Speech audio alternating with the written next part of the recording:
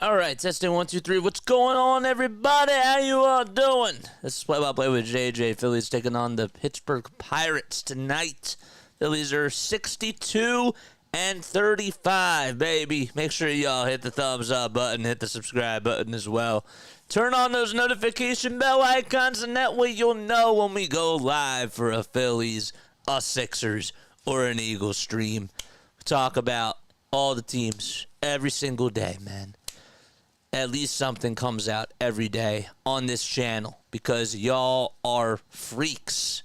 Y'all are Philly freaks, man. You're sickos. You guys need help, but you refuse to get it because you love being a Philadelphia sports fan. Welcome on into the channel. Christopher Sanchez is on the mound tonight, and they'll be taking on Luis Ortiz, not the guy in the Phillies organization. That is Luis Ortiz on the Pittsburgh Pirates. That's who they're taking on tonight. But the biggest storyline today is that JT Realmuto has been activated off of the IL. Phillies had to send down Rafael Marchand just to try to get a roster spot open for the BCIP, best catcher in baseball. All right, answer that poll for me if you can as well. Man, we got 30 people tuning in. Hit the thumbs up button. Hit the subscribe button as well. I want to make sure I say hello to everybody that's on here. First and foremost, David's here. Serena's here. 333 step. I never know like how to say your name. If I should say 333 step, if it should be 333 step, if it should just be 3 step. So I just go with 3 step. I hope that that's all right with you, man. What's up, Katie? What's up, Vicky? What's going on, Mundane Moniker? What is good, everybody? Couple things that I wanted to say in regards to the Phillies. Last night was tough.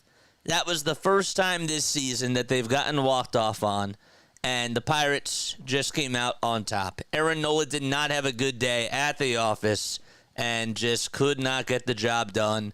Phillies did leave runners on base.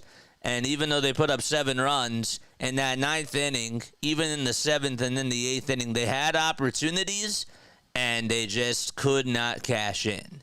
But the bullpen did not complete their end of the bargain, especially Alvarado. He did not get the job done last night.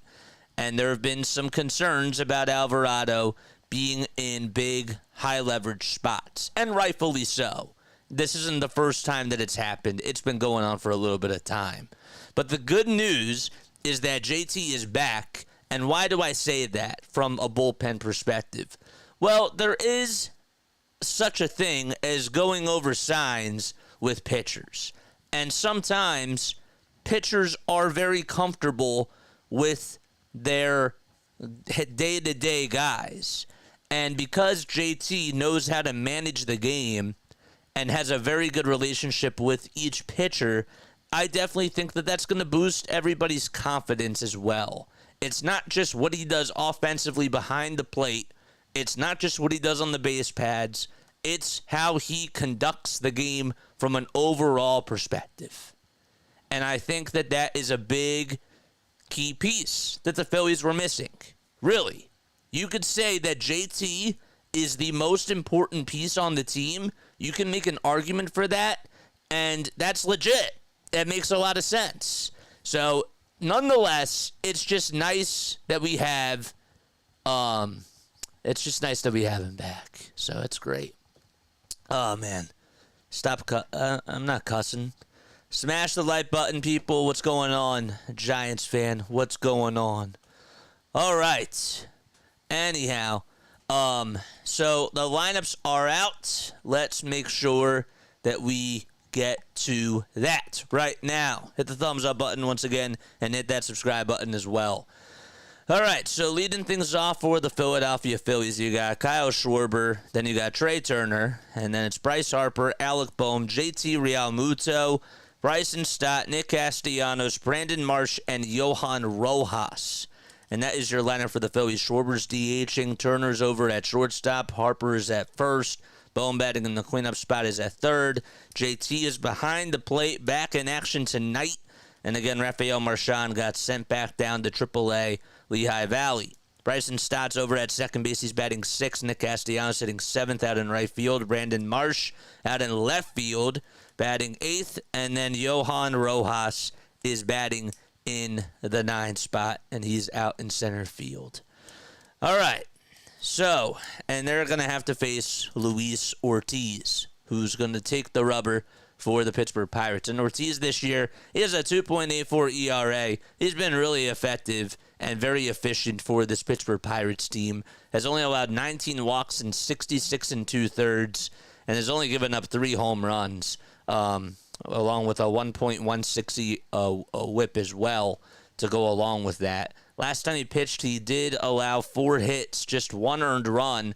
In each of his last 4 outings, he has allowed 1 earned run or fewer and has not given up more than 1 run since June 21st. That was against the Tampa Bay Rays. So he's been very good for them. He's not a strikeout-dominant pitcher, but he's somebody that has a lot of pitches in his toolbox that he's not afraid to use. And hitters, most of his outs come through ground outs and from hitters just popping out because their timing is messed up a little bit off of him. And he's one of those guys that is just really efficient. Now, he did pitch 1 inning against the Phillies in the very first series and just had 1 strikeout, 1 hit allowed. He was utilized out of the bullpen in that game, but Phillies are really going to have to try to get on the A ball early if they want to try to win.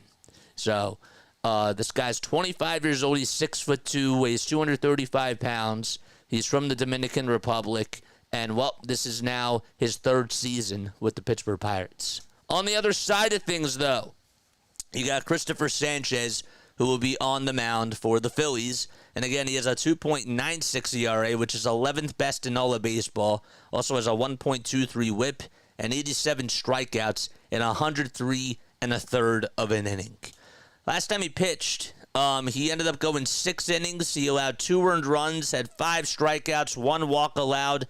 He was an all-star and only pitched 2/3 of an inning during the all-star game, but he's been very electric overall throughout this season for the Phillies. He was coming off of a bad outing against the Chicago Cubs where he allowed 7 earned runs and just did not have his stuff. And for him to bounce back against the Dodgers and to help the Phillies sweep them, that was really, really nice as well.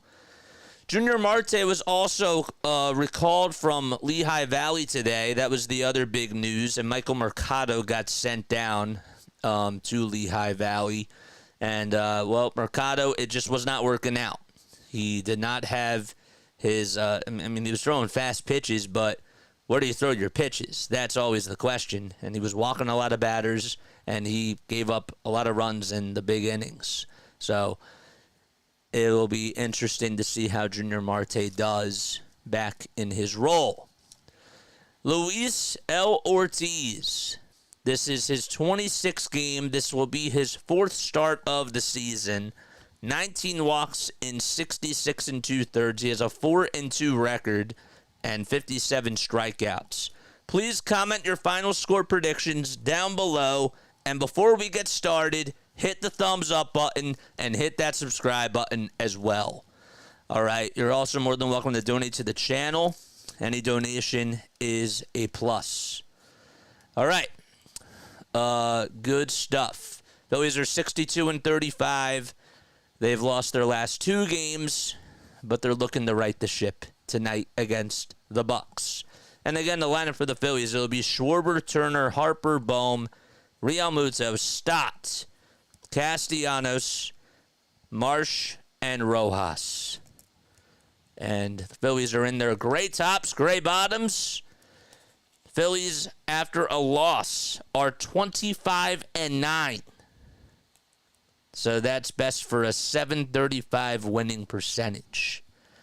The Guardians are the 2nd best team after a loss. They have a 24-13 record in those case scenarios.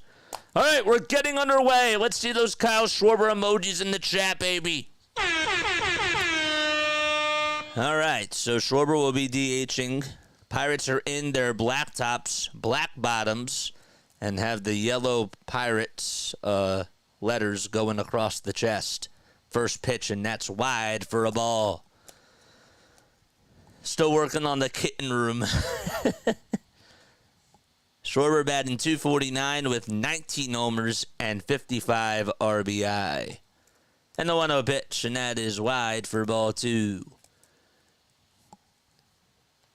All right. Let's see those Schwarber emojis. Come on, man. 2 balls, no strikes. The pitch to Schwarber. Ground ball foul towards the first base side.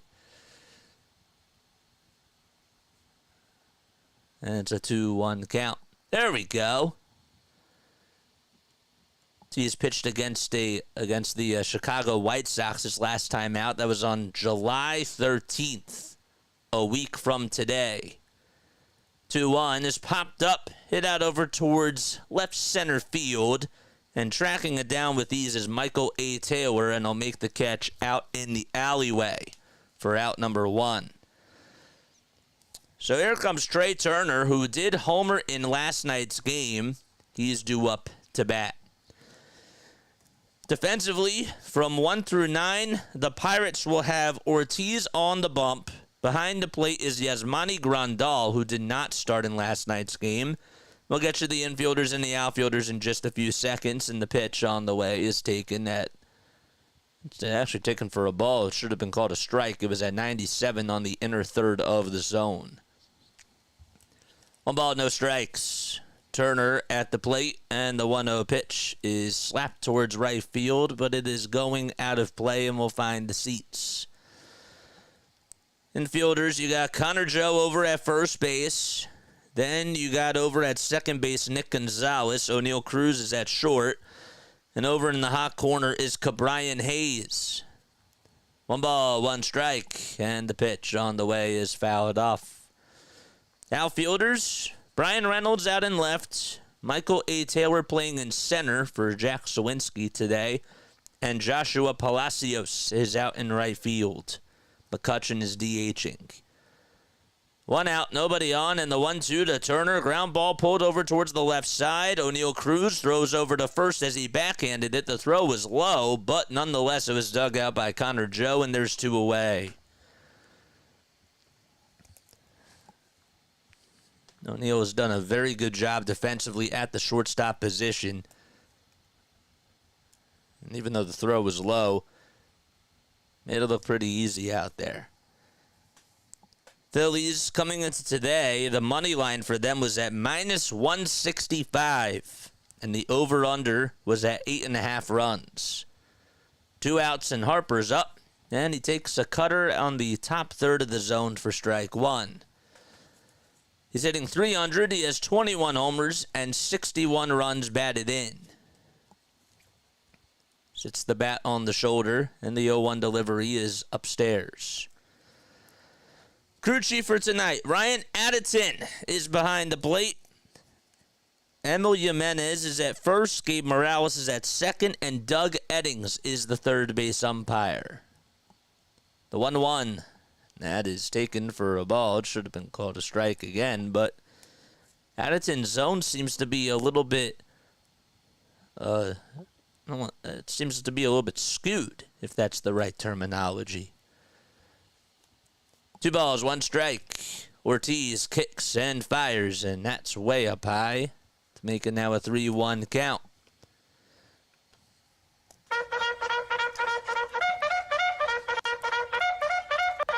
Charge!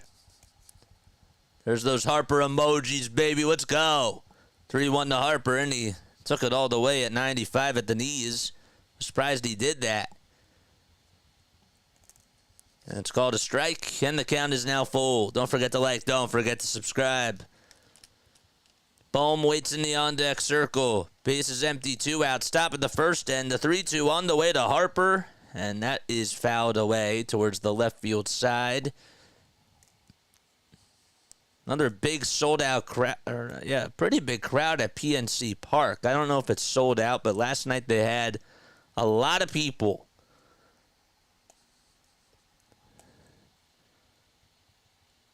Count is full. 5 seconds left on the pitch clock, and here's the 3-2 to Harper, and that is popped up, hit out over towards straightaway center field, and walking forward is Michael A. Taylor, and he'll track it down For out number 3, 1, 2, 3 go the Phils.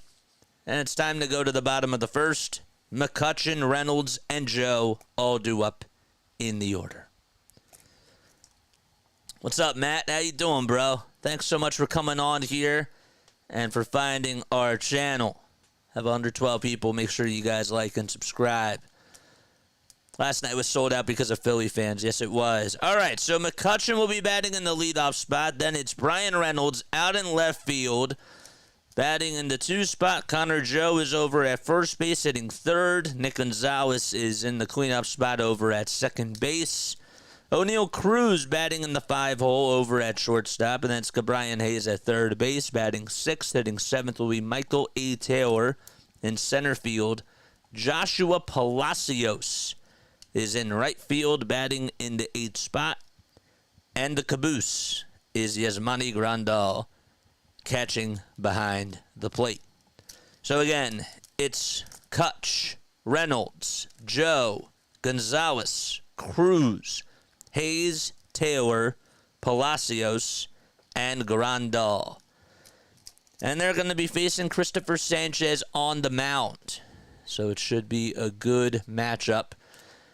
Last time he pitched against the Pirates, he went 6 innings, allowed 2 runs. It was just 1 earned run, though, and had 6 strikeouts, along with 3 walks allowed.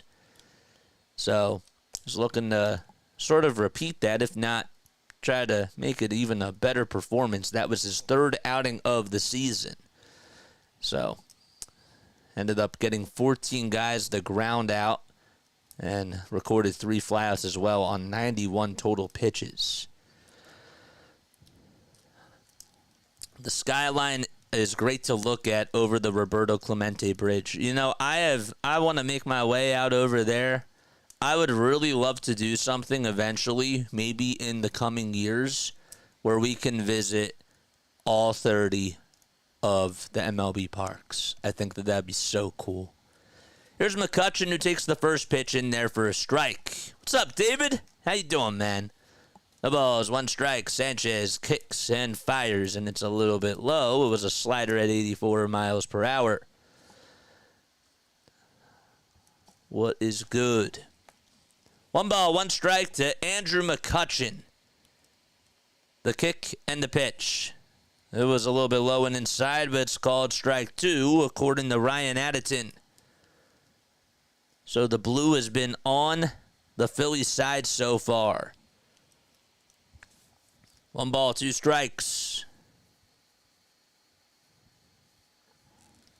10 seconds left on the pitch clock. And the next one is just a little bit low for ball 2.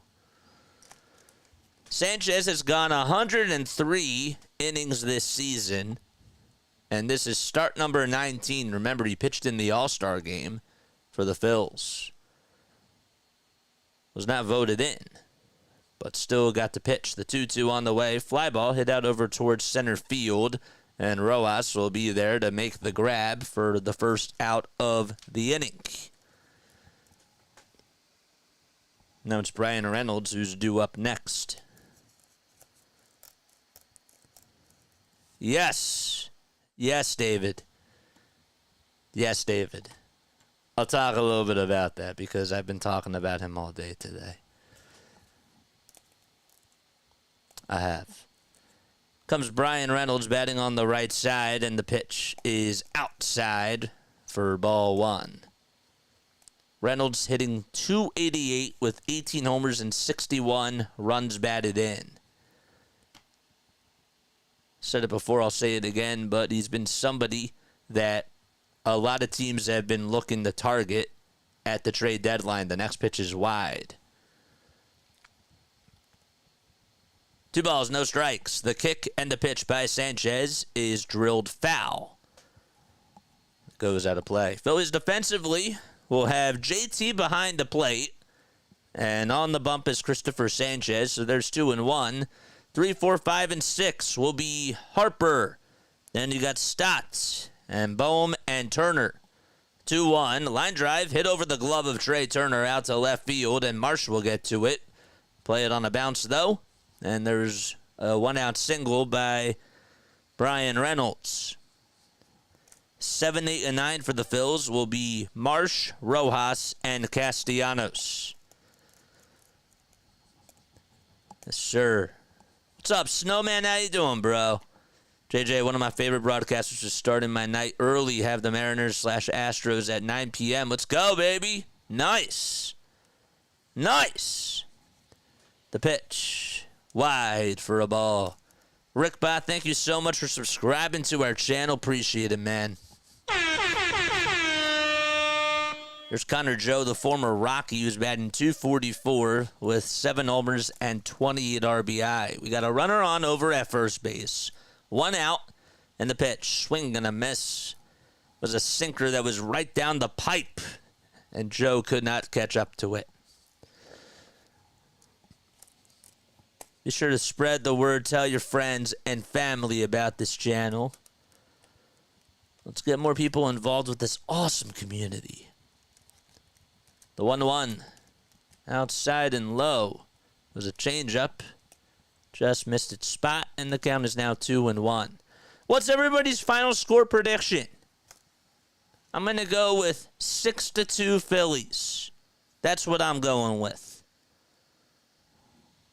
2 balls, 1 strike. And the pitch by Sanchez is another foul ball hit by Connor Joe. Jesus says 8-3 Phillies tonight. Good stuff.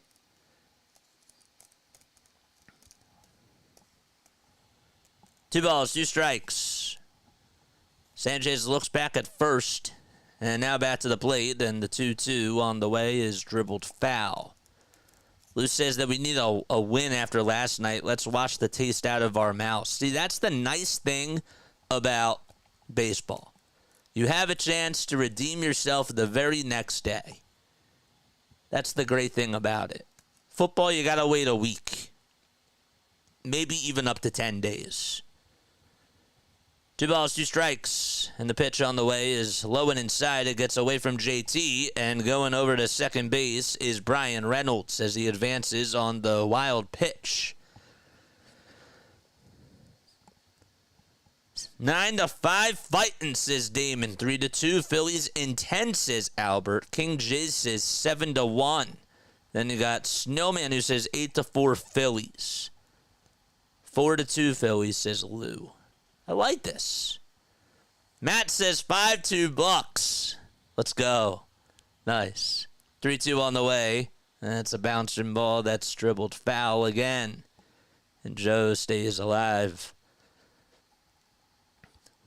John Morgan. Hi, everyone. I'm with Jesus. You're with Jesus. I know what you mean. 8-3 Phils. You have the same prediction. You're with Jesus. I don't know why the song Jesus Walks is in my head by Kanye. 3 balls, 2 strikes. And the payoff pitch to Connor Joe. Swung on, hit out over to left center field. Rojas will track it down, and I'll make the catch. And Reynolds will stay put over at second base. It was caught just in front of the warning track by Johan Rojas. It's pretty sunny out there at PNC Park. Rojas not wearing any sunglasses right now. But there's 2 away.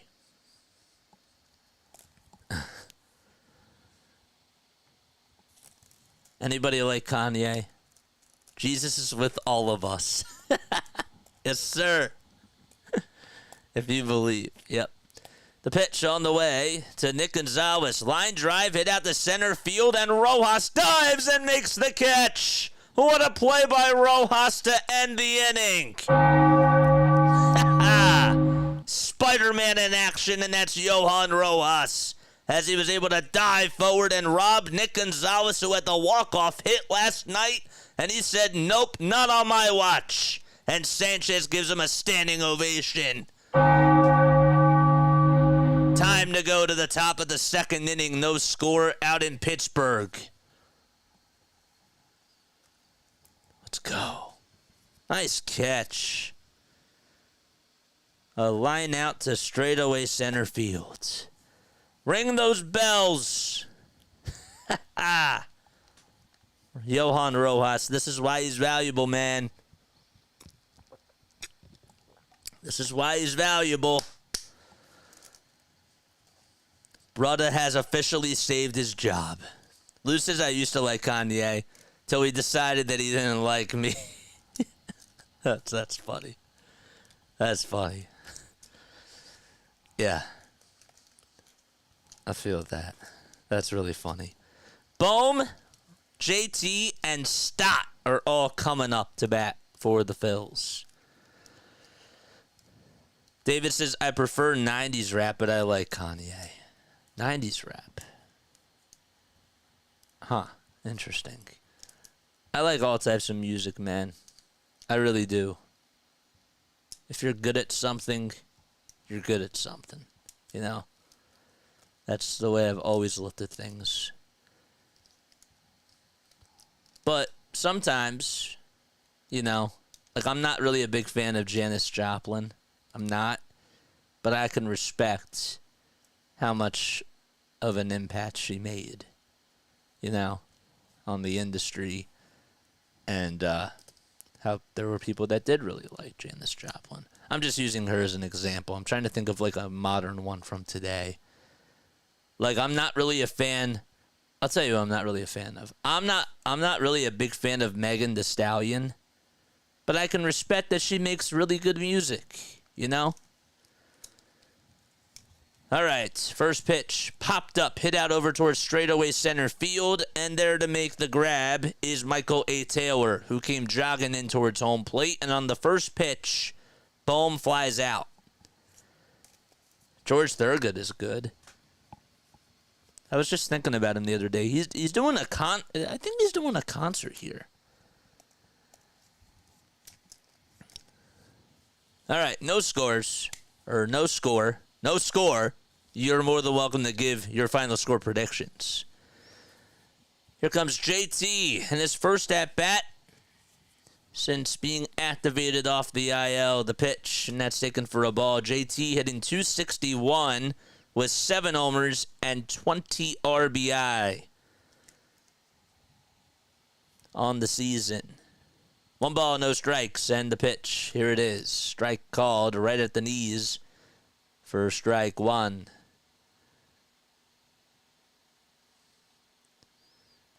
His first game since June 9th. The 1-1.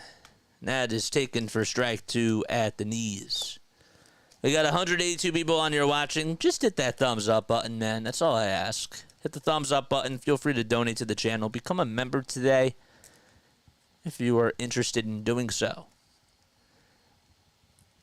1-2 pitch. That is just outside for ball 2. To make the count now 2-2. In the series against Pittsburgh, the first time that they played against each other, the Phils, JT was 2 for 11. Pitch. And that is outside for ball 3. So the count is now full to realmuto. Phillies looking to try to get on base for the first time tonight. Payoff pitch by Ortiz, way outside, and JT draws a 1-out walk in his first plate appearance since returning to the Phils. And here comes Bryson Stott to the plate.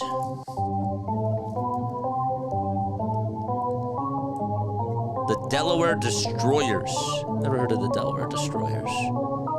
Who are they? George! Was Bryson Stott in the pitches just outside for a ball.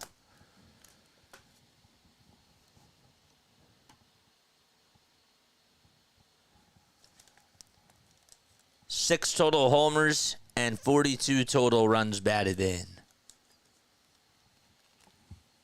for Bryson Stott. And the 1-0 pitch. Fly ball hit out over towards left field. Reynolds will track it down and make the catch just on the track. And there's 2 outs. So that's the second time this inning where a Philly player has swung at the first pitch and flied out. The Delaware Destroyers is George Thorogood's band. I thought that they were just called the Destroyers, though. I didn't think that they were called the Delaware Destroyers. Huh. Weren't they just called the Destroyers? 2 outs and a runner on over at first. And the pitch is outside for a ball. I didn't realize it was the Delaware Destroyers. Castellanos hitting .236. Batting in the 7th spot. And the 1-0 is just outside. But it's a called strike. Huh.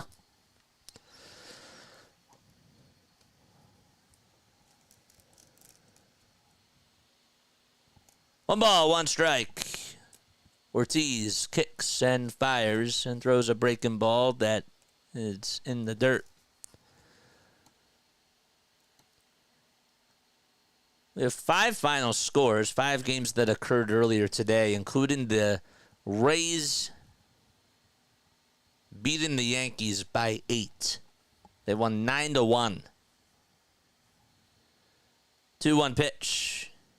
And that is fouled away. Athletics also won 8-2 and beat the Angels today. The Mets were able to shut out the Marlins 1-0. And then the Braves were able to walk it off on an Ozzie Albies sac fly in the bottom of the 10th. And they won 3-2. 2-2 pitch, and that is grounded foul.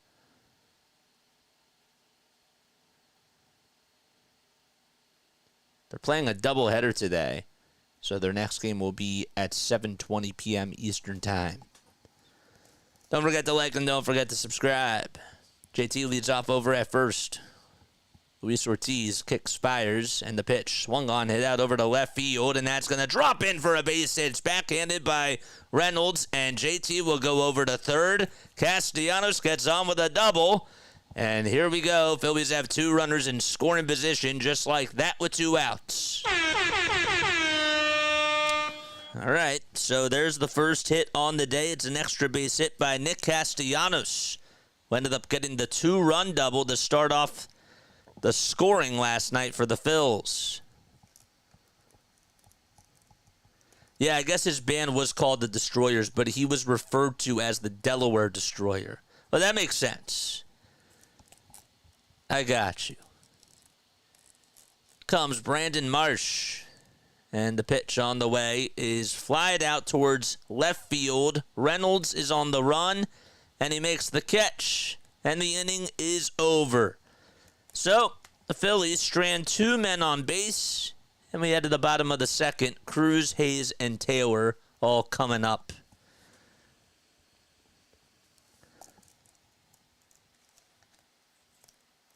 I don't understand, man. Like, all 3 outs just occurred by swinging at the first pitch.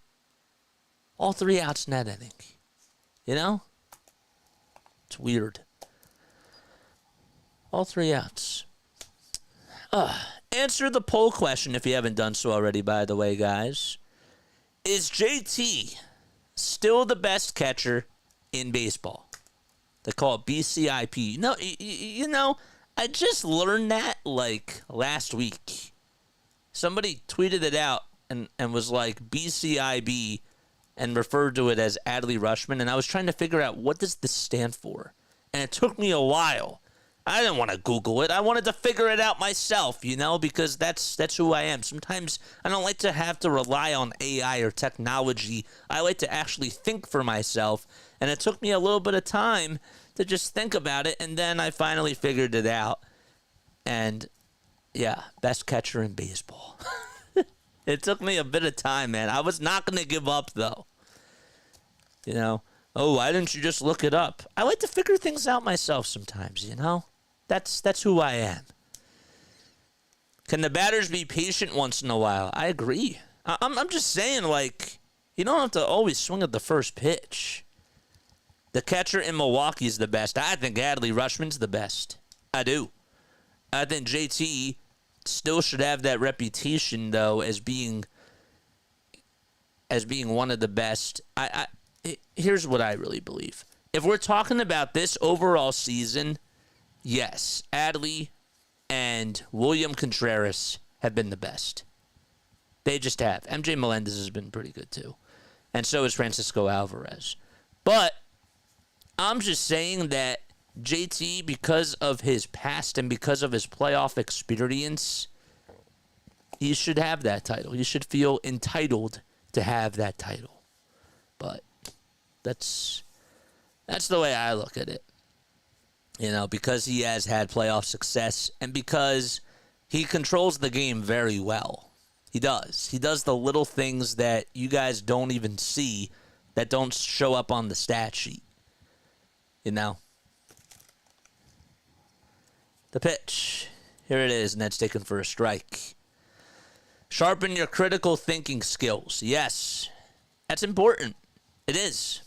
The ball is 1 strike in the pitch, and that's low for a ball. What's up, Larry? O'Neal Cruz batting on the left side of the plate, hitting .252. Last night, as he takes the 1-1 just at the knees for strike 2. Last night, O'Neal went 3 for 5 with 2 runs scored and 3 RBI. He ended up getting 2 doubles and an infield single. 1 ball, 2 strikes. We're in the bottom of the second. There's nobody out and nobody on base. Sanchez kicks and fires and throws a pitch. It's a slider that just misses low and away. JT is very hard to steal on. He's very athletic, too. 2-2. That's fouled off.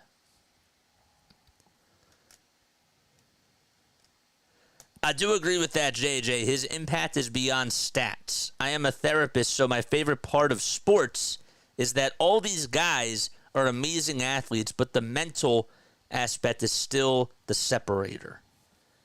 The 2-2 pitch on the way. Swing and a miss. And O'Neal Cruz strikes out, and there's 1 gone in the bottom of the second. That's the first strikeout by Christopher Sanchez today. That was nice. Very, very nice.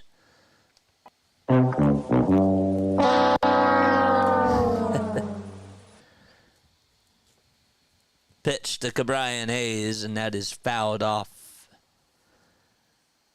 Mod Mike has been absent the last couple of days. Yeah, where's he been?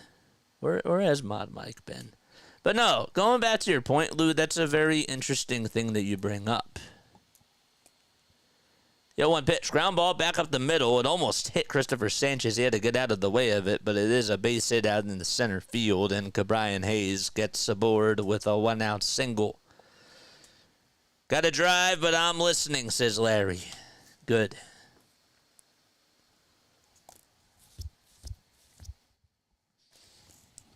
So there's a 1-out single by Michael A. Taylor, or by Cabrian Hayes, excuse me, and now Michael A. Taylor is up to bat.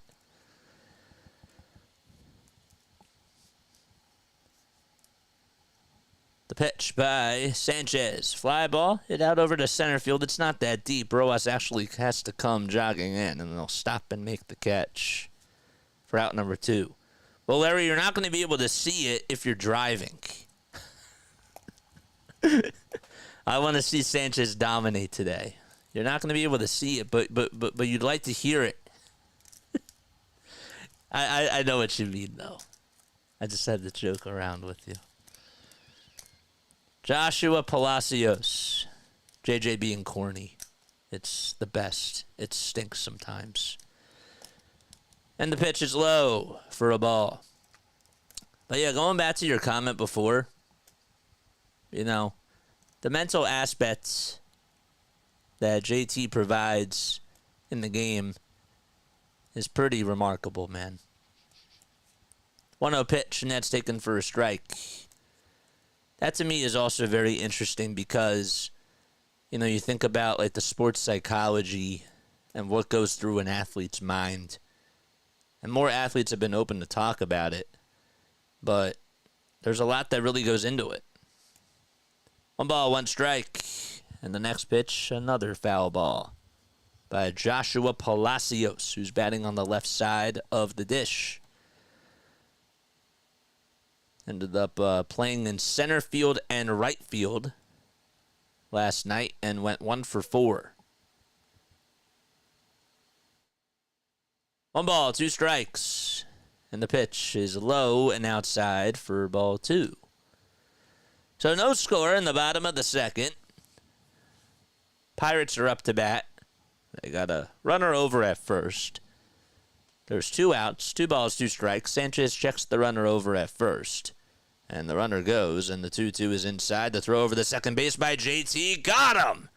That's what you missed from JT Realmuto. Speaking of the devil. And Cabrian Hayes gets caught stealing on the base pads, and that ends the inning.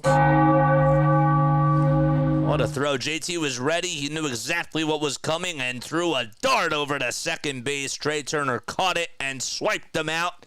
And the inning is over. Back-to-back innings where the Phillies make some incredible defensive plays to get the third out. And we head to the top of the third. No score at PNC.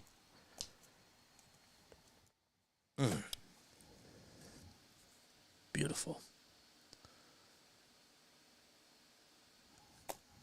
He's back. Yes, sir. Guess who else is back? I'm back for another stream of Major League Baseball with the Phillies. Hit that thumbs up button. Hit the subscribe button. That's all you got to do. We got 70 votes on our poll so far. 76% of you say that JT is still the best catcher in baseball. I should have been more specific, though. This year, he's statistically not the best. And even though he was hurt, I still would say even if he was fully healthy, I think that the best right now is Adley Rutschman, but I have to give credit where credit is due. Just like for a while, we said that Bryce Harper was not the best player on the team this year. And the best player on the team belonged to Alec Bohm for a very long time. But I don't know. Is Bryce Harper now the best player on the team this year? Maybe, maybe not. But Bryce still has that reputation of, performing in the bright lights and performing at the highest level. So that's why we still gave him the title, just based on what he's done in the past. JJ, when this game is over, you should do the WNBA versus Team USA game. Can't do that tonight, man. I want to go out after this. That does sound fun, though. I am going to be doing next week. It's going to get busy, man. We got Olympics coming up. And some of the Olympic games are going to interfere with these Phillies games, and we're not going to be giving up the Phillies games. We're just not going to have to do some of the Olympic games. The ball is 1 strike to Yohan Rojas as we start off the top of the third, and the 0-1 by Ortiz is painted perfectly at the knees for strike 2. Rojas in 231 with 3 homers and 23 RBI. Hardcore for All says that Trey Turner's been the best player on the team. I'd say it's still Zach Wheeler. And it's no disrespect to Trey, but Zach's been the healthiest all season, and every time he's been automatic, except against the Orioles. The ball is 2 strikes, and the next one is low and outside for a ball to make the count now 1-2. Got 213 lovely people tuning in. I love each and every one of you, man. I do. 1 ball, 2 strikes to Yohan Rojas. Ortiz with the 35th pitch of the night. Here it is. It's a ground ball. Hit back over towards the mound. Played on the bounce by Ortiz. He looks over at first and throws it over there. And Rojas is out. All right, I thought you were driving. Don't text and drive. Harper and Bohm dominated the first half, plus the pitching. They did. They did. They did. You were right about that. So ground out to get out number 1. Ground out back to the pitcher. And here's Schwarber. In the first pitch, he'll hit this one out towards center field. It was hit sharply, but there at the right time is Michael A. Taylor to track it down, and he'll catch it to get the second out. Schwarber had a fastball right down the middle and just could not hit it out of the yard. Larry, that's a crime. I'm sure he's not texting and driving. I was just joking. He's smart. The pitch And Turner takes it all the way for strike one. Trey grounded out in the first. Didn't leave yet. Jen called me. Got you. You're good. The ball's one strike and the next pitch, and that is swung on and missed for strike two.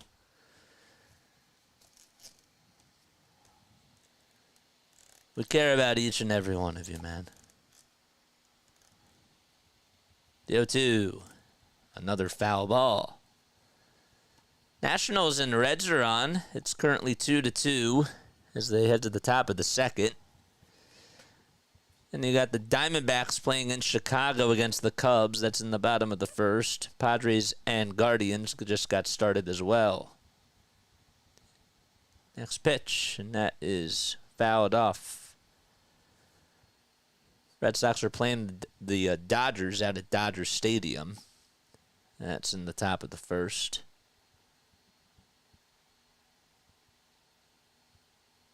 The ball is 2 strikes, and the next one is a pie for a ball. I'm too old to be able to do that. I'll pull over. Got you. 41 total pitches by Luis Ortiz. And the next one is a little hopper hit over to shortstop, and charging over to first is O'Neal Cruz, and he throws it on the run to get the third and final out of the inning. Well, Luis Ortiz has done pretty good so far. We head to the bottom of the third, another 1-2-3 inning. That's his second one today. And back out there on the bump is Christopher Sanchez. Pitch the bottom of the third.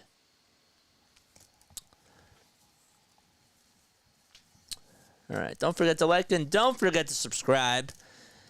And hit those bells, baby. How many of you know who Tom Grassi is? Just out of curiosity. How many of you have ever heard of Tom Grassi? So if you don't know who Tom is, Tom is a YouTuber. I think it's safe to say that. He is a fan, a diehard Packers fan. A diehard Packers fan who's been on YouTube for 9 years. 9 years now. And I'm just curious because I knew who Tom was. I did. I've learned about him as I've been doing this. But I had no clue about how I had no idea what his actual story was. And to see him do what he's done on his platform is something that is something that I seriously do look up to. So I look up to Tom. I do. He's a really, really cool guy. And I learned a lot about him. And I see that he is very humble. And he also loves to give back. So he won NFL Fan of the Year. He did. Bottom of the third. And the pitch on the way to Joshua Palacios is lifted out to center field. It's not that deep, and Rojas is there to track it down to make the catch, and there's one out in the bottom of the third. He just went to 5 countries to raise money for charity. But see, I see what he's doing on here, and it makes me realize this is possible. You know? It is. It is possible that you can do whatever you can on here. The pitch, and that is low for a ball. He also raids streamers. He may have raided me last year. I don't know. The ball is 1 strike in the pitch, and that is fouled off towards the first base side, and that goes out of play. Grassi is good. People love Brendan Perna too. I don't know Brenna. I'll have to look at Brenna. The ball's 2 strikes in the 0-2 pitch. And that is inside for a ball. But it really, just, watching watching him and sharing this story and everything, it really does make me realize, man, this is really cool. And I have no idea how cool this could really become. Pitch on the way. There's a line drive smoked out to right center field. It's going to go all the way towards the wall. Castellanos gets over to it, throws it over to second base, and Grandal gets in with a stand-up double. Just out to right center, and there was no chance Casty was going to be able to track that down. So Grandal gets an extra base hit. After Palacios flied out to center, that's the first extra base hit today. And we head back to the top of the lineup, and Andrew McCutchen is up to bat. The pitch, here it is, and that's taken for a strike at the knees.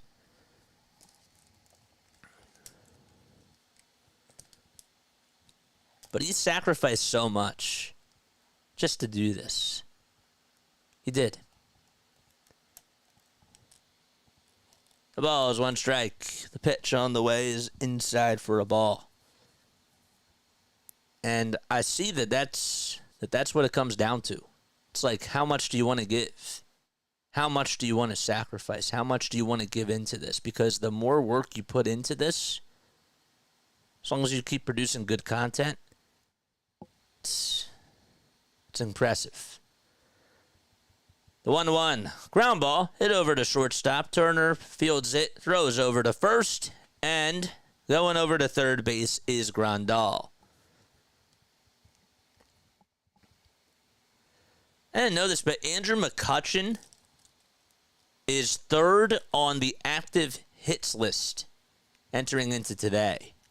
Freddie Freeman is first, then it's Jose Altuve, and then it's McCutchen.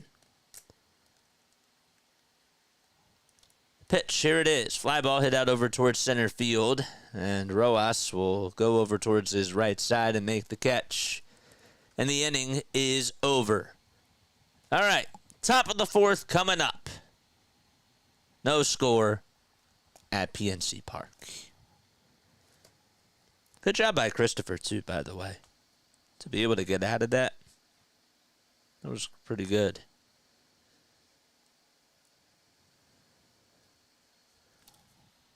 All right. Tom does streams for the entire NFL, not just the Packers. He's a Packers fan, but he covers the entire NFL on his channel. Yeah, he did like 90 streams. He did 90 games last year. He did. He did every single primetime game and does a lot. Only gets like 3 to 5 hours of sleep, which I could never do that. But that is how much he puts into it, man. And what you put into something is what you're going to get out of it for the most part. On YouTube, that's how it applies. So, and I respect the hustle. I respect the grind. And that's what we want to do with our channel, too. Not, like, replicate what he's doing. I'm not saying that at all. I'm saying from a play-by-play perspective, though, I want to continue to grow this thing because there's a lot of people that are out there that are like, you should try to be doing this like in person more, and I agree with that. I do.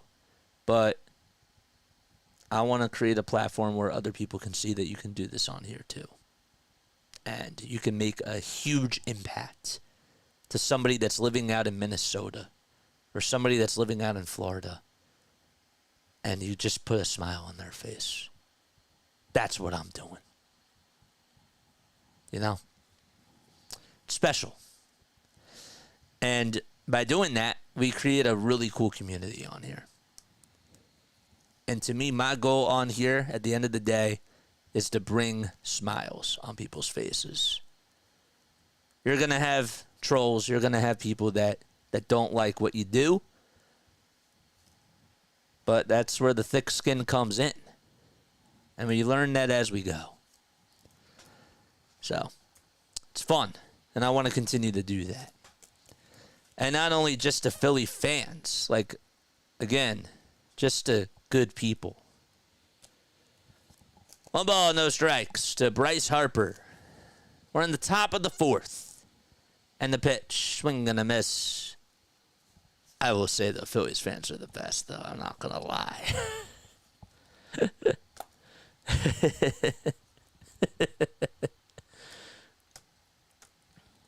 One ball, 1 strike to Harper.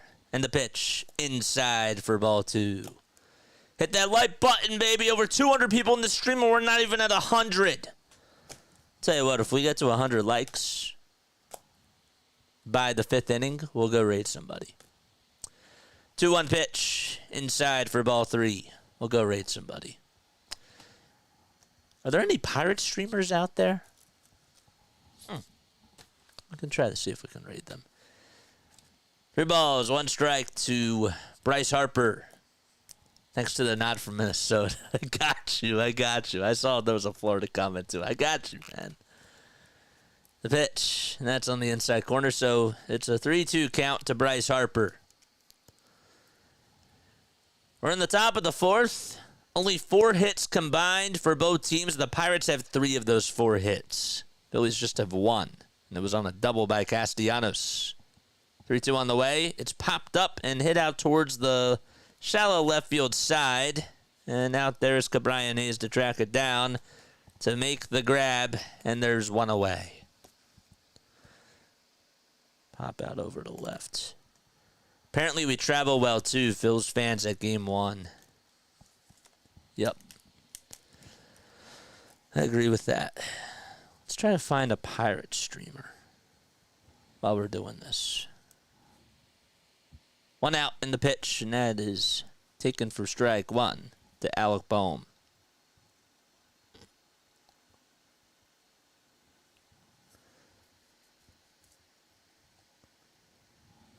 The balls, 1 strike.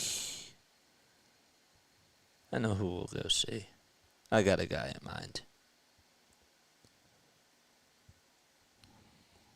1 ball, 1 strike. To Alec Bohm. 5 seconds left on the pitch clock. And the next pitch is taken just inside. Not by much. All right, I got a guy that will go raid. But we got to get to 100 likes first. By the 5th. 2 balls, 1 strike. The pitch to Bohm. Swing and a miss. If we get to 100 likes by the 5th, we'll go raid this guy. We're at 82, so we need 18 more. 2 balls, 2 strikes to Alec Bohm.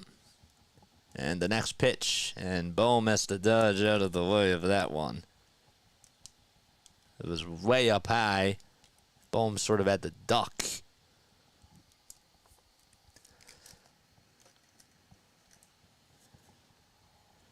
Three balls, 2 strikes.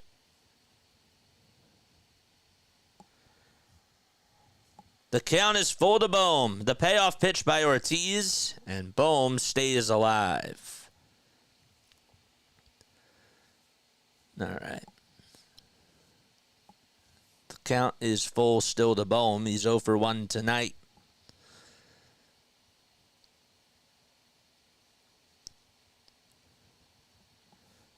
Three balls, 2 strikes. And the payoff pitch to Bohm just outside for ball 4. Ortiz was thinking that he was going to get the call by Ryan Addington. He did not. And that's the 2nd walk allowed by Ortiz today.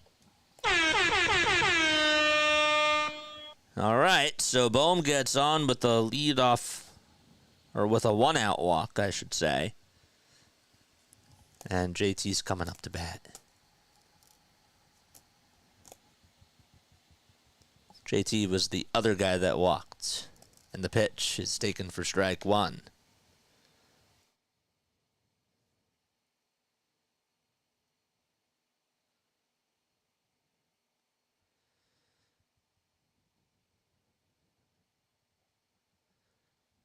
The ball is 1 strike.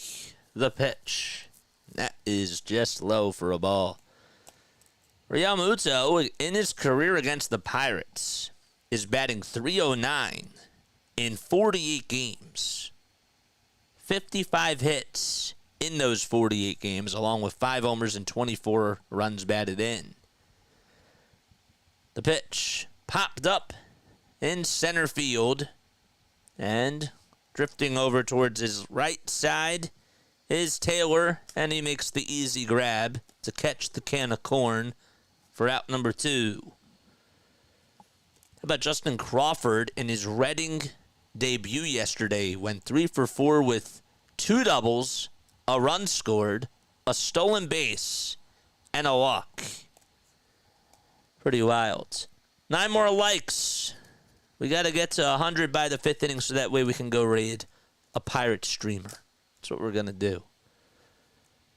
The pitch. And that is taken on the outside corner for strike 1. The ball's 1 strike to Bryson Stott. What's up, D? The 0-1. That is hammered over to left field, though, and Reynolds just has room and he'll make the catch. That was in the same spot that Stott hit it the last time, and Stott's not happy. And the inning is over. No runs, 1 man left, and we've played 3.5 and go to the bottom of the 4th.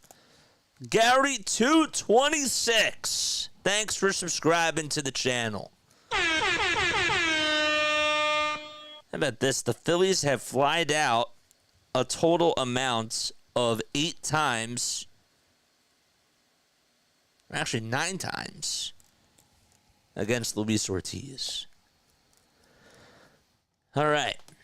9 more likes till we get to 100, and then we're going to go raid our boy Joey. That's who we're going to go raid. We're going to raid Joey Wagner. All right, that's who we're going to raid in the 5th inning. But we got to get to 100 by the 5th. That's the goal. How about this? Bottom of the 4th. I forgot it yesterday, but it is time now for your fun fact of on this day in Phillies history. So here we go. Today is July 20th. And, well, where are we? So here we go. On this day, the Dodgers, Bill Singer, back in 1970,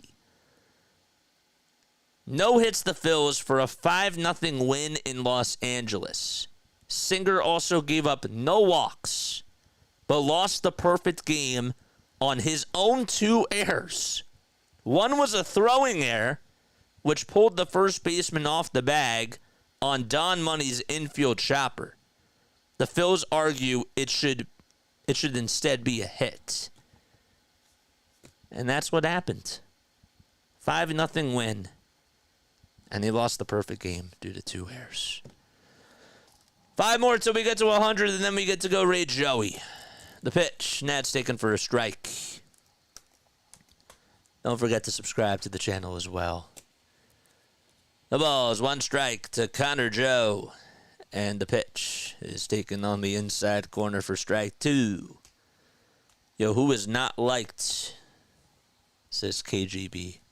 Love that. The ball is 2 strikes. And the 0-2 delivery is slapped foul towards the first base side and goes out of play.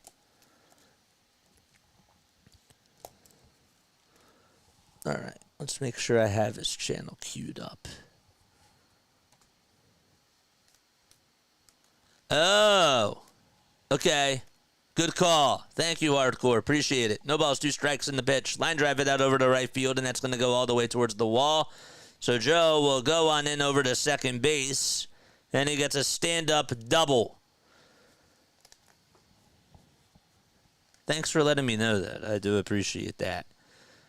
How about, who else could we do? So Joey doesn't have anybody. How about, Togo ZB? Nah, never mind. Wonder if we could do Vanga 31. Nope, that's members only mode.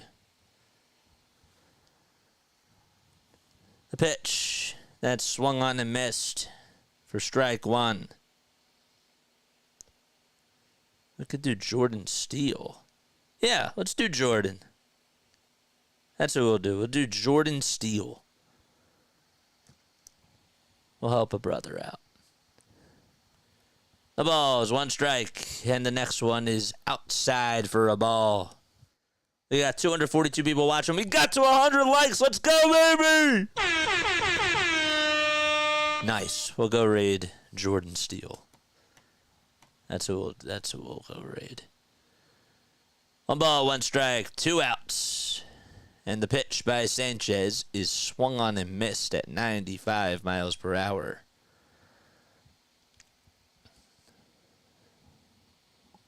Nick Gonzalez is up at the plate. Sanchez has gone to the sinker tonight 53% of the time. Changeup at 28%. The 1-2, good block by JT. It was a changeup in the dirt. Yeah, Arker, thanks for letting me know about that. I did not see that. I don't know how I missed that. I love my mods, man. 2 balls, 2 strikes. Sanchez stares back at second base to keep Joe in check. And the 2-2 on the way is popped up. It's a foul ball, and it drifts over the first base dugout.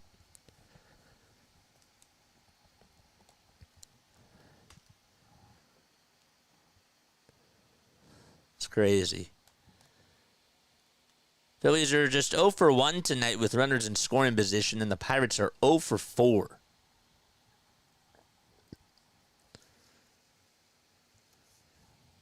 Two-two pitch. Fly ball sent out towards deep center field. Rojas looks up, and he does make the catch in front of the Xfinity sign. He leaped up to make the nice grab, and tagging up from second and going over to third is Connor Joe. I mean, he didn't have to jump like a high ways, but still just had enough room to just get off his feet and just make a little catch right in front of the Xfinity wall. I thought maybe it was going to carry out, but it stayed in the yard. Nice play by Rojas. Again, he made a nice diving catch that would end the bottom of the first inning. So 1 out. We got a runner at third, and here comes O'Neal Cruz, who will take the first pitch way inside. So Gonzalez flied out to center. I thought it was gone too. Infield playing in, especially in the middle. The 1-0 is punched foul. I'm usually somebody that likes to praise the camera operators and the production crew. I usually don't complain about things, but I will say a couple of times, like over the last couple of games, the angles have been a little bit off. The 1-1, swing and a miss. That came at 95 miles per hour. I do. I usually like to give production crew their flowers.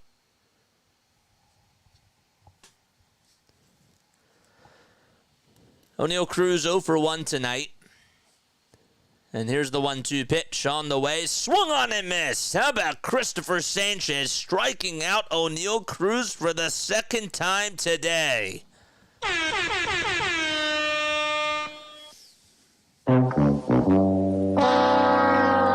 Should we play that after every single strikeout? I kind of like that. I kind of like it. I'm not going to lie. 2 outs. Bottom of the fourth. The windup and the pitch, and that is wide to Cabrian Hayes. Hayes did single in the second.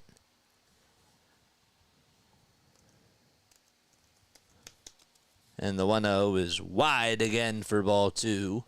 That was a sinker at 94 miles per hour.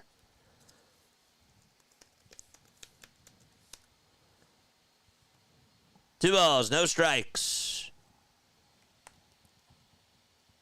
Sanchez doing a good job so far. And here's the 2-0 delivery is taken for a strike. Just at the knees, it was a changeup.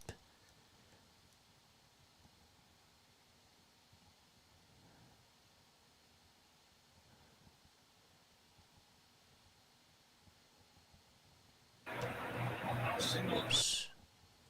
2-1 pitch, ground ball, hit over to second base. Stott fields it and throws it over to first, and the inning is over. So, there was a 1-out double by Connor Joe, and the Phillies were able to get out of the inning unscathed.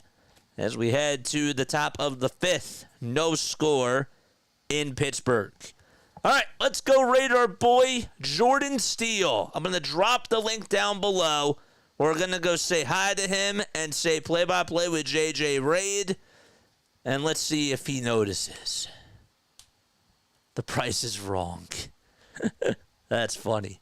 All right, let's see if our boy notices. We're going to turn on the stream. Oh, dang it. So I was out. All right, come on, man. Go click that link, and let's go give our boy some love and support. Let's do it. David's there. There we go. Let's see if he notices us. What's up? It says what's up, so Just he is doing it. noticed. Okay. Okay. There we go. Then we got Tyone in there. Hello, everyone. Welcome to my channel, man. Our Pittsburgh fans on my channel. On my channel. Let's see. There we go. Look at this, man. Look at our community. Okay. We love you, man. Okay, everybody goes to my channel. Okay, I appreciate you. Channel's getting great. All right. Yes, sir. Look at this. Lou's All there. right, thank you for watching my channel. Y'all appreciate every one of y'all, man. Okay, thank you. Got you. Phillies, okay, thank y'all, man. Hey, all right, God bless you. I appreciate y'all, man. I appreciate every last one of y'all, man. Welcome to my channel, y'all. Let's go. Thank y'all, man. Thank you. God bless you too, you. man. Yeah, man. That's sweet. Appreciate you. No problem, man. Hey, yeah, I appreciate y'all. Welcome to my channel. Oh, man. That's awesome. 1 ball, no strikes, and now Nick Castellanos is up to bat. And the pitch is low and outside for ball 2. That is so sweet, man. That is so sweet. We're going to do this every time we get to 100 likes. I like it. That was nice. 2-0 pitch. Line drive caught at first. It was a leaping catch by Connor Joe. Oh, man. Nice catch. And even Castellanos was like, wow. So that was a screamer hit over to first base. And a really nice catch made by Connor Joe. Thanks so much for rating him, guys. Appreciate that. It was really, really nice. It was really, really nice, bro. Look, we got him up to 14 likes. He was at 1 like. He was at 1 like, and we got him up to 14. Let's go, baby. Let's go. Oh, that's so sick. I love it. I love it. No balls, 1 strike, and the next pitch, swing and a miss. And write down his name, Jordan Steele. He has like 1.1K, so, you know, we want to support other content creators out here, too. No balls, 2 strikes to Brandon Marsh, and the next pitch, swing and a miss. And Marsh strikes out, and Ortiz gets his first strikeout of the day. Can you believe that? We're already in the top of the 5th. Me too, man. That's so sick. Get him the 2K subs. Yes, for sure. That'd be sick. 2 outs. Top of the 5th. Nobody on. And the pitch to Rojas is taken all the way for a strike on the outside edge. So, yes, every time we get to 100 subscribers, that's what we'll do now. We have to do it, though, by the 5th inning. We got to get to 100 by the 5th inning. That's the deal. And then we go raid somebody. The 0-1. Nets taken on the outside edge for strike 2. 2 outs. Nobody on. Top of the 5th. No score between the Phils and the Bucks. And the 0-2 is fouled back behind the plate. And the high-ohm camera operator thought that maybe Rojas struck out. He did not. He fouled off that pitch. Chiquita! What's up, Chiquita? How you doing? What is good? Richard's here as well. Brian's here. Steven says, you make my day, JJ. Y'all make mine, bro. I mean that. Next pitch, and that's taken for a ball. So 1 ball, 2 strikes to Yohan Rojas. He's 0 for 1 tonight. Ortiz was 70 pitches. There's 2 outs. Nobody on. Top of the 5th. Then the 1-2 delivery.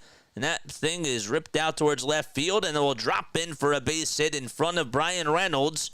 And Rojas, who's made a big impact on the defensive side of the diamond, able to get on base and get on with a single. Let's see what he can do on the base pads now. But he got a fastball that was inside, and he was able to tighten up the bat and just able to hit the barrel on it, get the barrel square up on it, and gets a single that way. So now it's Kyle Schwarber's turn to come on up. And the pitch is grounded towards the first base side, and Joe will tag the bag, and that's the end of the inning. Schwarber didn't even run over to first. And we go to the bottom of the 5th as the inning is over. Still no score in Pittsburgh. Come on, Kyle. You got to run there, man. You got to run. Maybe that's the old school thing in me. But you thought it was foul. You got to run there.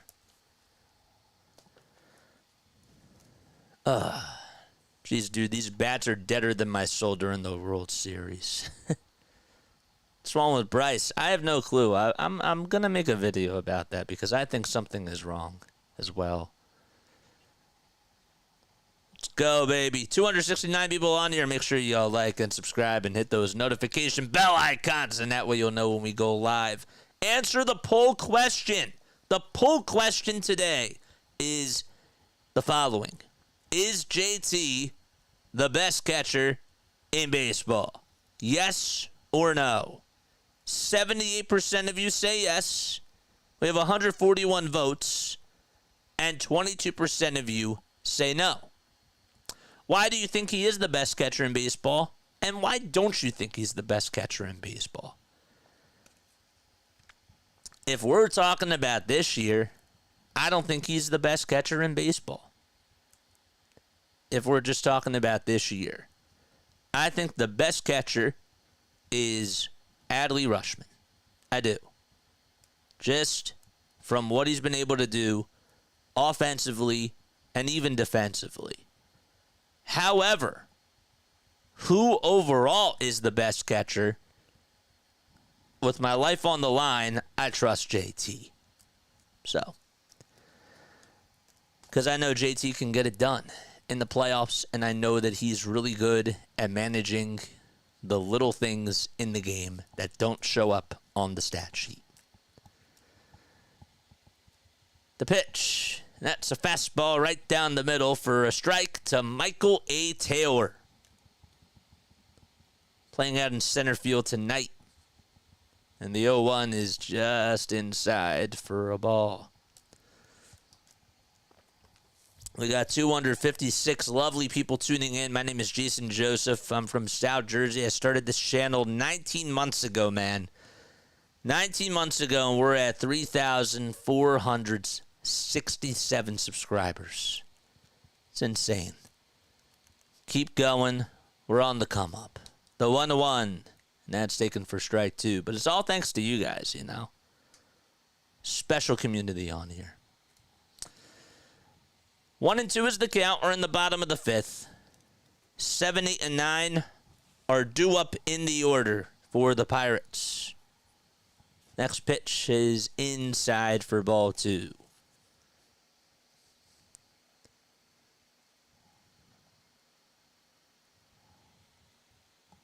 The 2-2 delivery.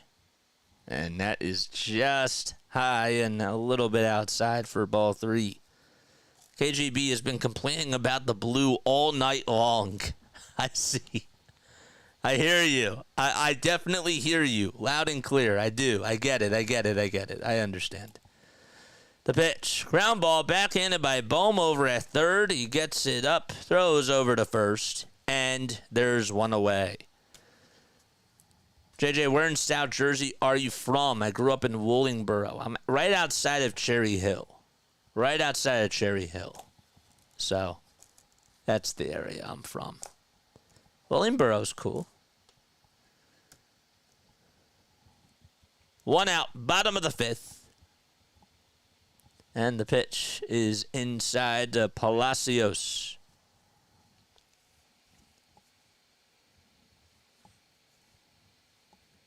One out, nobody on. And the 1-0 delivery by Sanchez just misses inside for ball 2.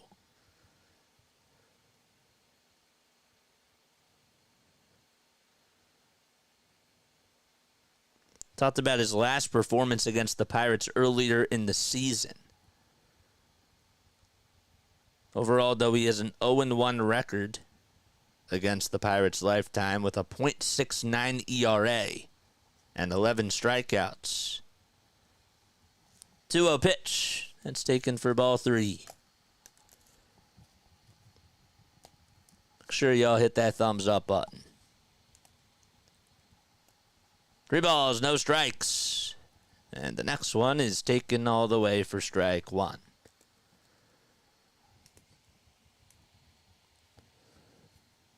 Palacios 0 for 1 today.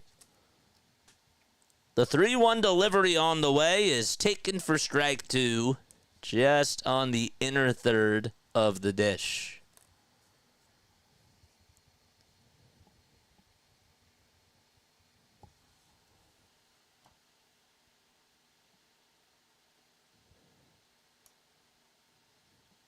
The payoff delivery by Sanchez. It's a bouncer, hit back over towards the mound. And Sanchez spins, turns, fires over to first, and there's 2 gone. Nice play by Christopher, and he said no big deal at all whatsoever as he shakes it off. He had to sort of come charging in just a little bit. Thought it was going to reach the mound. It did not. But was able to play it on a bounce, get it into the glove, and then throw it over to first to get out number 2.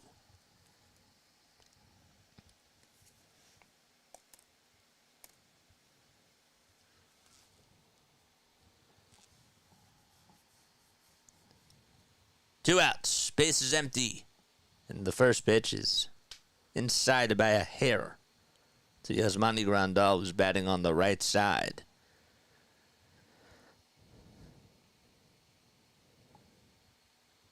1-0 pitch, grounder, hit over to third, scooped up by Bohm, and the throw across the diamond is in plenty of time for the third and final out of the inning. We head to the top of the 6th. 6 hits combined between the Phils and the Bucks. So, Rick Adams says Cherry is a great area. I grew up in Glassboro. That's where I went to school. I went to Rowan University. About a block from Bunce Hall at Rowan. Bunce is still there. Oh, it's still there. The radio station is obviously at Bozarth Hall. And that's where I was a lot of the time. I went to school at Rowan, graduated with a sports communication and media degree. And then I was really lucky because when I was at Rowan, they partnered with the Wilmington Blue Rocks during COVID and with the Delaware Bluecoats as well. So I had experience not only calling minor league games for the Sixers G League team, the Bluecoats, and also for the Wilmington Blue Rocks, who were the high A affiliate of the Washington Nationals. But I also played foul ball music. I also did some of the promos as well. I was a timeout coordinator. That was really interesting. I did that a couple of times for the Delaware Bluecoats. And, of course, I was a board operator at the station. Had to cut highlights. And I did all of that, and I had so much fun with it. And after I graduated in 2022, I stayed an extra 2 years. I was supposed to graduate in 2020, but I switched into the sports major. But after I did that, I interned at NFL Films and was a studio host for Good Morning Football and for the NFL Matchup Show with Sal Paolantonio, Greg Cassell, and Darius. So that was fun. But I miss putting on the headsets, and I started this channel while I was still interning at NFL Films. And then I thought, you know what? This would be a really cool time to just put out content, get reps, and just be able to brand myself. 89.7 WGLS FM. Oh, I had to say that a lot. Definitely, for sure. Anyone in the chat play any sports video games like The Show or 2K? MLB The Show is fun. Haven't played it in a really long time, though. The ball's one strike to Trey Turner. We're in the top of the sixth. Nobody on, nobody out. And the 0-1 pitch, swing and a miss. It was a slider, and Turner could not catch up to it. Pirates have, what was that, 4 stars on both sides of their caps, right next to the P. The 0-2 pitch, and that's taken for strike 3, and Turner does not agree with the call, and rightfully so. Looked a little bit low. It's been that type of a night for Ryan Addison. It was a little bit low. It was. And Turner had a right to complain about that. 1 out. And the pitch to Harper is swung on and missed. On a 2K kick myself the past month. See, here's my question. Do you actually like playing 2K? Or do you just play because it's like the only like good, it's the only professional basketball game out there? Because people have told me that they don't like 2K at all, but they play it because it's the only one. The pitch, ground ball, hit over towards the first base side. It's knocked down by Connor Joe, and he'll just take it to the bag himself. And there's 2 outs. Harper decided to go with the no batting gloves. And there's 2 away. Almost got away from Connor Joe. Rebuilding the Sixers starting from 2010. Is NFL Films still in Mount Laurel? Yes, it is. They moved, though. They used to be on Fellowship Road. And they're now on Sable Way. That's what they call it. Right off of Union Mill Road. Yes. I'm getting better with my roads. I'm getting better with my roads. No balls, 1 strike. 2 outs to Alec Bohm, and the pitch is taken at the knees for strike 2. So, by the way, Ortiz is still on the mound, in case you were wondering. Just has 7 pitches in this inning. He has not gone over 20 in any of the innings he's pitched tonight. 0-2 is the count to Bohm, and the next pitch is just a hair downstairs.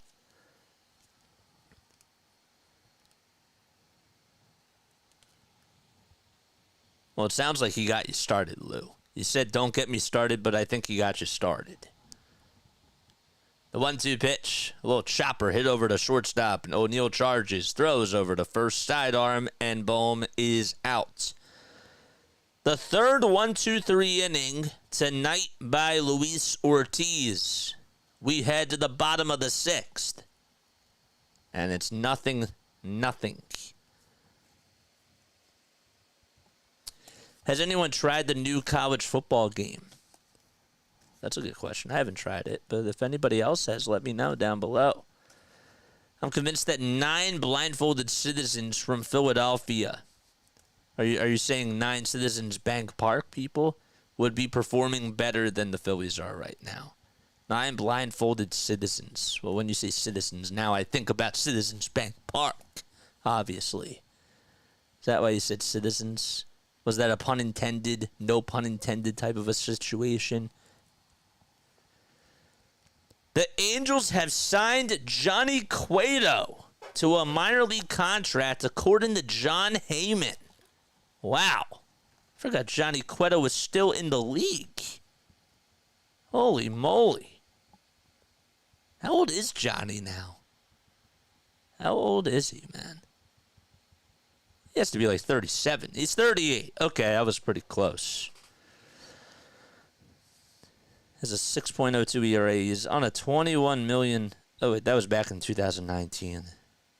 Yeah, $130 million he got paid. Is he still on that contract? Johnny Cueto contract. 6-year, $130 million contract with the Giants. That was, that was back in 2015. Okay. Signed a 6-year, $130 million contract with the Giants. Wait, hold up. How long is he getting paid till? Oh, no, that was up until 2021. Okay. Speaking of that, anyone you want for the Phillies, JJ? Yeah, man. I want to get another out. I'd like to upgrade the outfield. I really would. I don't think I think that we can still stay put, but I would really like us to try to go after another outfielder. Pitch, swing and a miss. I've been advocating for that now for a little bit. And I've been trying to bang the drum a little bit more. For a while, I said, I'm fine if we stay packed. Now I'm getting to the point where I really, really want another outfielder. I do. I want another outfielder and another arm. The ball is one strike. And the pitch is just low for a ball. 1 ball, 1 strike to Andrew McCutchen. Sanchez fires and throws it low and inside for ball 2. Obviously, I can't get to all your comments, but if you do have something that you really want to say, don't forget the super chat button is always an option because I always read the super chats. 2-1 is low again for ball 3. Andrew tonight is 0 for 2. Coming into today, he was 0 for 2 against Christopher Sanchez with 3 walks and a strikeout. 3-1 pitch, swung on and roped out to left field, and it is gone. It hit the Ford sign in the bullpen, and the Pirates able to take a 1-0 lead as the former Philly kisses the baseball goodbye. Still has it in him. And he salutes as he comes on into home plate. That's Kutch's 13th homer of the season. And by the way, that is career number 312. Wow.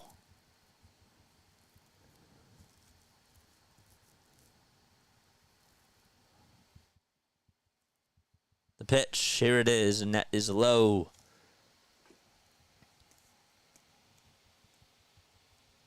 Brian Reynolds will try to solve Christopher Sanchez. That's only the 4th homer allowed this season by Sanchez. And the pitch, and that is swung on and missed. So he throws a mistake to McCutchen.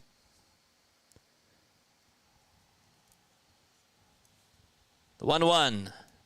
That is swung on and missed again. Reynolds 1 for 2 tonight.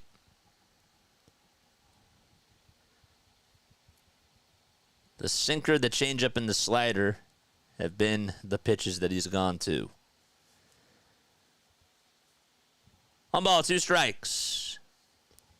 And the pitch is low for ball 2. Negadelphians, why are you coming out now? 2 balls, 2 strikes. And the pitch, ground ball into right field for a base hit. And Reynolds gets on with an opposite field single. And Christopher Sanchez gives up 2 hits in a row to start off the bottom of the 6th. Reynolds did a good job of just going the opposite way. I hope the Phillies target him at the deadline. I do. I would take Brian Reynolds. I really, really would. The more and more I watch him, not just against the Phillies, but just overall, the more I like. The pitch, inside and low to Connor Joe. Joe batting .246. He has 7 homers and 28 RBI. Oh, Lou, it's over, according to the Naked Dolphins. They always think it's over when they're losing. 1-0 pitch. Chopper hit over to shortstop. This could be 2. The throw over the second. There's 1. The throw to first. 2. A double play, baby. All right. A 6-4-3 double play. And there's 2 outs.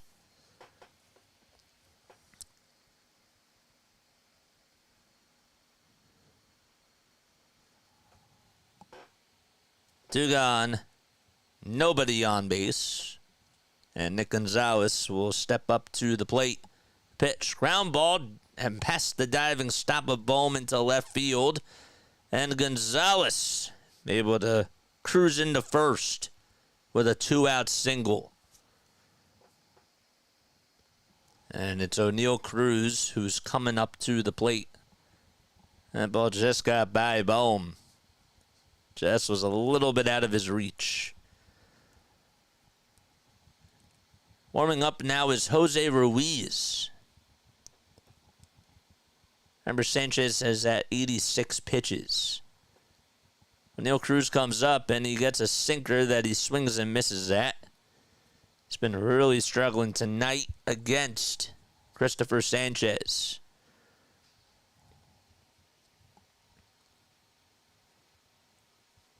Sanchez kicks, fires, and it's a little bit low. It was a slider that just missed its spot. Sanchez, the most pitches he's thrown has been 18 in an inning. The 1-1, that's low for ball 2. Yep, Ruiz is warming up. Game's over. Game's over. Just like that. Right? Oh, it's Jose Ruiz. 2 balls, 1 strike.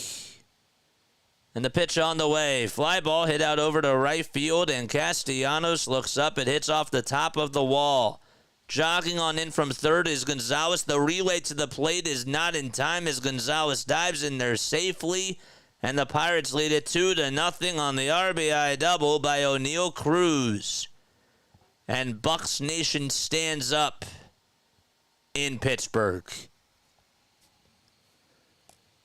It was a hanging slider, just left out at the knees. And Cruz, honestly, it wasn't even a bad pitch.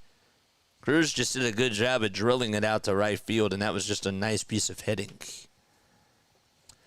And now Rob Thompson has seen enough, and he's going to take Christopher Sanchez out of the game. So the runner over at second is still his responsibility. And we have a call to the bullpen. No, I don't mean it like that. I just mean Ruiz always has a habit of being somehow anti-clutch. I disagree with that. I think that Jose has overall done a very good job. I do. I think that overall, from an overall perspective, he's been a very good addition for the Phils. But at the same time, I look at how he's done over his last 2 starts, not so good. He's given up 5 earned runs in his last 2 innings. That's not good. Before that, though, I mean, there was a stretch where he didn't allow a run for a little bit of time.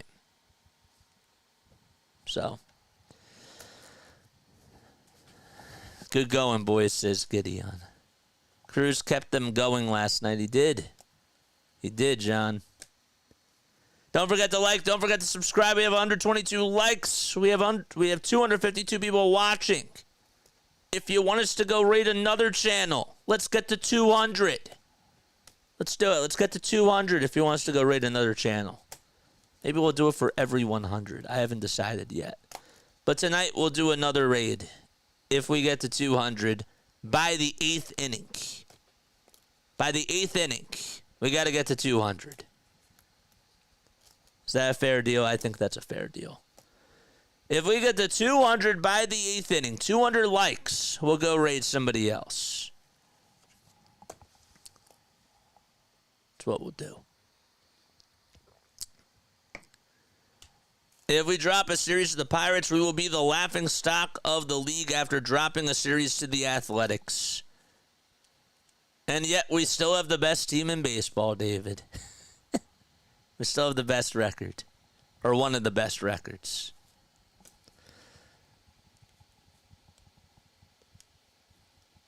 Laughing stock is the Marlins. The pitch. That is taken for a strike. How would you all like to be a 35-win team? That's not fun. That's a laughing stock of a team. The ball is one strike and the pitch is fouled back. I think that you guys kind of forget about that because we're sort of spoiled.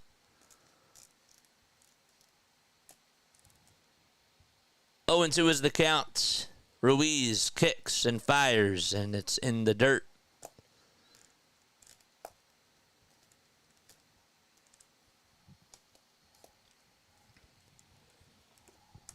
All right, if we get to 200 likes by the 8th inning, we'll go raid another channel.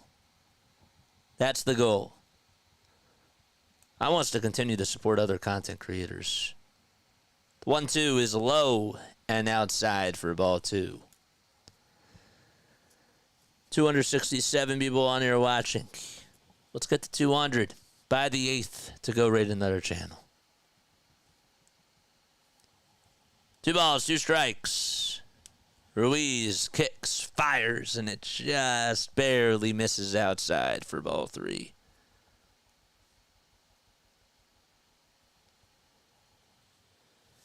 Michael A. Taylor waits in the on-deck circle for the Bucks. And the 3-2 on the way.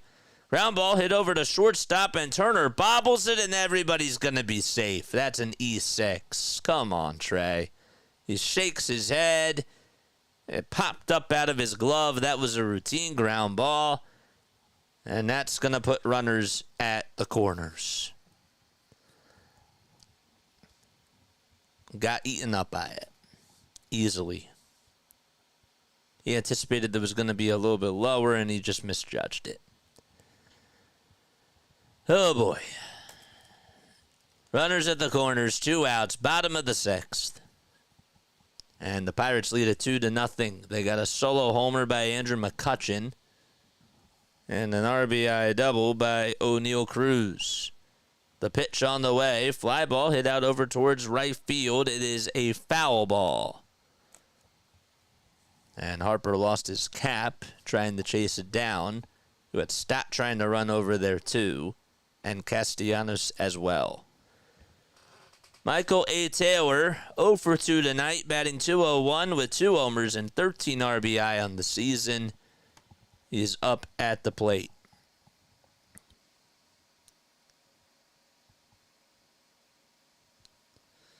So Hayes is over at first on the E6. The 0-1 pitch, line drive hit out over to left field, and Marsh is able to make the catch. And that's that. Top of the 7th, coming up for those Philadelphia Phillies. It'll be Realmuto, Stott, and Castellanos due up when we return. All right. If we get to 200 likes by the 8th inning, if we get to 200 by the 8th inning, we'll go raid somebody else. And we'll go say hi. We'll do another Pittsburgh Pirates content creator. Actually, you know what we'll do? Yeah, okay, we'll try to find somebody else. I was going to say, isn't Rising Rhino on? If he is, I feel like if Rising Rhino's on, we owe him a raid. But we got to get to 200 by the start of the 8th inning. We're 70 likes away from doing so. KGB says, all right, these bats need to come alive. It'd be really nice if the Phillies actually extended these innings and put up a long 40-minute inning, so that way that can help you guys. We got to get to 200 likes, though, by the 8th.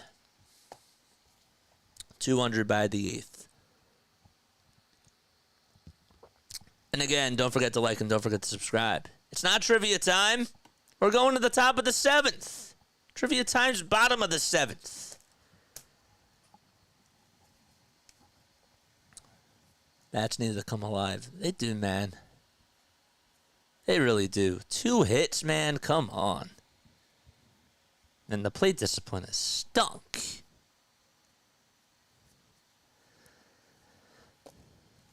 Keep hitting those like buttons. We appreciate each and every one of you.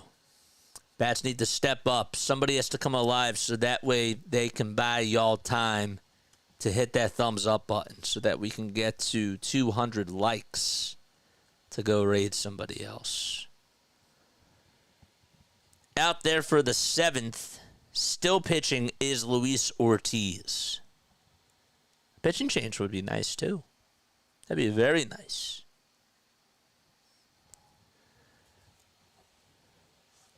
Nobody on top of the 7th. JT up to bat, and the pitch. Fly ball hit out over towards left center field, and it goes over the glove of O'Neal Cruz, and JT gets on with a single.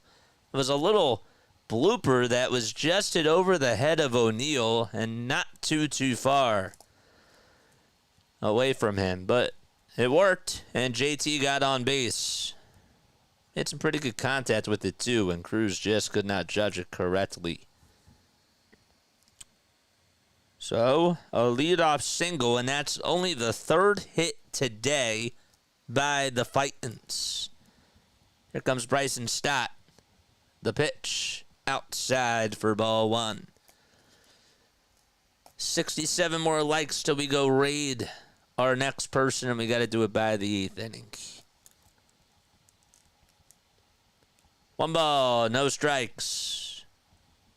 And the next one is just taking on the top 3rd of the zone for a strike to Bryson Stott.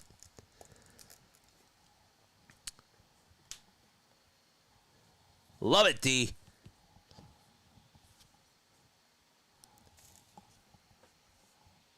The 1-1 to Stott. There's a ground ball hit over towards the right side. This could be 2. The flip over the second, there's 1. And the throw to first is in time for a double play. And there's 2 outs. After JT got on with a single, Stott grounds into a 4-6-3 double play. And there's 2 outs and nobody on. Good play by Gonzalez, too. He was shifted perfectly over towards that right side of the hole.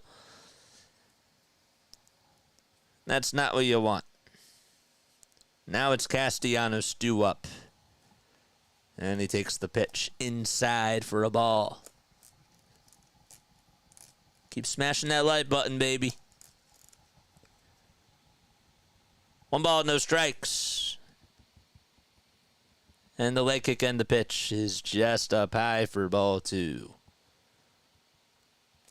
Sir Anthony Dominguez warming up in the Phillies bullpen.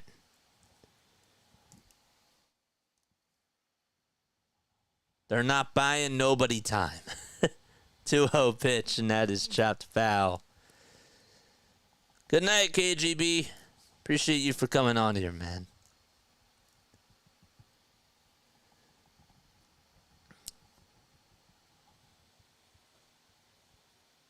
Two balls, 1 strike. They're still showing a runner's over at first, and that's not even the case. There's nobody on, and there's 2 outs. And the 2-1 pitch, and that is flied out to center field, and there to make the catch is Michael A. Taylor, and the inning is over. It is stretch time out at PNC Park. And we go to the bottom of the 7th. Again, hit those thumbs up buttons. 66 more of you have got to hit the thumbs up button before the 8th inning if we want to go raid somebody else to get us to 200 likes. All right, Time for your Phillies trivia question of the day, which, of course, is sponsored by Ethan Baumholtz of Advisors Mortgage. If you are looking to purchase or refinance a primary residence, a second home, or an investment property in New Jersey or Pennsylvania, my former coach, my friend, and my pal Ethan Baumholtz has you covered. With over 20 years of experience, Ethan is dedicated to making your mortgage process smooth and stress-free, and he's going to find the best mortgage solutions tailored to your needs. All you got to do in order to contact Ethan is call 609-230-5558. The phone number and the email are in the description down below. Go contact Ethan today for help with your mortgage. All right. Here we go. Bottom of the 7th. I'm going to ask you a trivia question. If you get it right, you'll hear this. If you get it wrong, you'll hear this. It's a snooze fest, but guess what? On here, it's never a snooze fest. What's a snooze fest on Play-by-Play with JJ? Am I right? Because we're always entertaining, and we always try to make the time go by. The question that I have, true or false? We'll do a true or false one. I don't usually like true or false. Marlon Byrd was named NL Rookie of the Year in 2003. Is that true or false? True or false? Marlon Byrd was named NL Rookie of the Year in 2003. If it's false, tell me who was the NL Rookie of the Year. If you think it's false.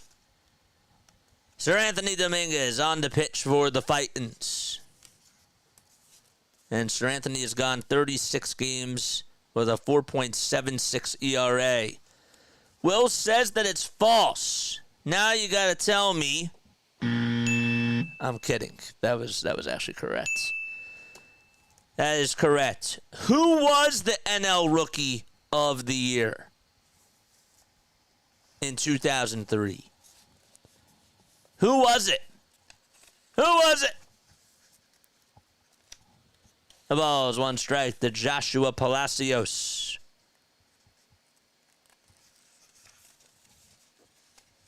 Who won NL Rookie of the Year in 2003? It was not Marlon Byrd. His rookie season, he actually finished 4th in Rookie of the Year voting. So to say that he wasn't great this rookie season, that is false. Next pitch is taken for a strike. Jimmy Rollins. Incorrect. Jimmy Rollins' rookie season was back in the late 1990s. I think it was 96, actually. 1-2 pitch. Ground ball. Hit over to second base. Backhanded by Stott. Throw across the diamond is in time, and there's one away in the bottom of the 7th. Jimmy Rollins is incorrect. Anybody know who won Rookie of the Year in 2003? If it was not Marlon Byrd, who finished in 4th place, by the way. It's pretty good. Anybody know? Anybody want to guess? Don't forget to hit the thumbs up button. Pitch on the way. Line drive. Foul ball. Was it Howard? Dontrell Willis. Good job. Very good job. Love it. Great job, guys. All right. Good stuff. Oh, I forgot to date it. What date was this? July 20th. The 0-1 pitch. Line drive caught by Harper over at first. So there's 2 gone. All right. So that was a true or false question. And that is July 20th of 2024. Don't forget, you're more than welcome to super chat on here and get back to the channel. 2 outs. Bottom of the 7th. Nobody on. McCutchen at the plate. And the pitch on the way is just a little bit low, but it's a called strike to Kutch at 98 miles per hour.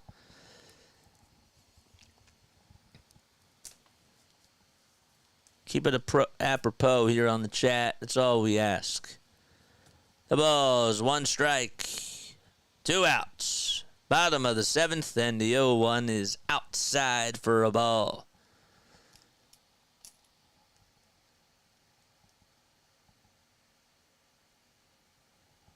Justin Robleski, 15 whiffs and 5 strikeouts in just 4 1/3. 1-1 is popped up. Hit out over towards the outfield side, but stop backpedals and I'll make the catch. And the inning is over. Marsh, Rojas, and Schwarber are coming up as we go to the top of the 8th. So we did not reach our 200 goal for getting another raid for the for raiding somebody else, but that's okay. That's all. That's okay, guys. I just expect, we got 288 people watching. I know that not everybody can be on their phones now, but I would just really appreciate it if you did hit the thumbs up button, man. All right. Keep it clean on here. That's all we ask. 300 people tuning in on here. My name is Jason Joseph. This is Play-by-Play with JJ. Long story short, I'll give you a little rundown as to who I am. I'm a broadcaster from South Jersey. Graduated with a sports communication and media degree back in 2022 at Rowan University. And I've been on here for 19 months, going on 20 pretty soon. It's pretty insane. We've built an awesome community where we want to continue to grow this awesome Philadelphia sports community where we cover Sixers basketball, Eagles football, and Philadelphia Phillies games. We're on the grind. We don't stop. This is what we do on here, man. Respect the grind, respect the hustle, and it's just a nice way for us to get reps and continue to grow our fantastic community that we've been working really hard to build. All right. Top of the 8th coming right up. So it's 2-0 Pittsburgh. Phillies have only 3 hits today. They've faced Luis Ortiz, who's pitched 7 strong innings. Fly Eagles Fly, just subscribe to our channel. We love you. Fly Eagles Fly. Thank you so much. Comes our oldest Chapman, who's going to face the Phillies. This is game number 41 for him. He's been their setup man, and David Bednar has been their closer. So most likely he'll come in for the 9th if things stay the same.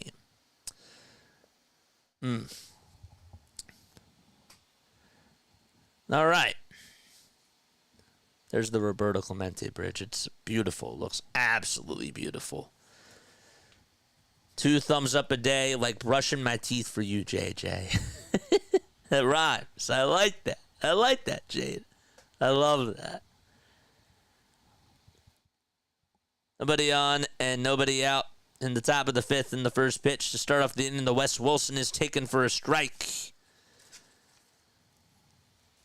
Wilson hitting .308 on the season. He had a homer in last night's game.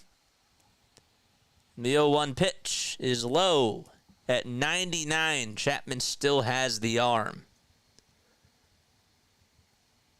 The count is 1-1.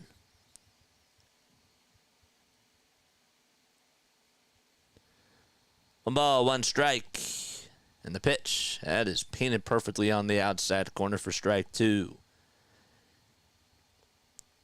Chapman's a 7-time All-Star, a 2-time World Series champion. He's a member of the 300 Saves Club. Recorded the fastest pitch in MLB history at 105.8 miles per hour. The 1-2 is fouled off. That came in at 101 on the gun.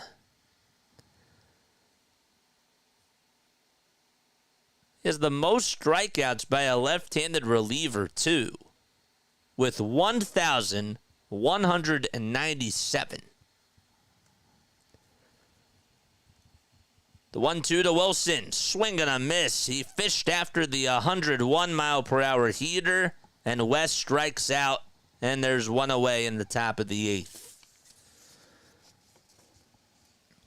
Came in to pinch hit for Brandon Marsh. Now it's Johan Rojas who's coming up.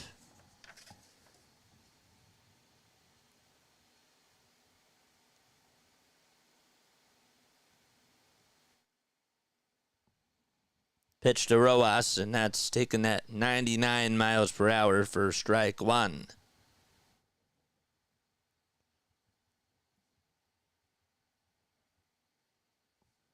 Rojas singled back in the fifth, and he's 1 for 2 today.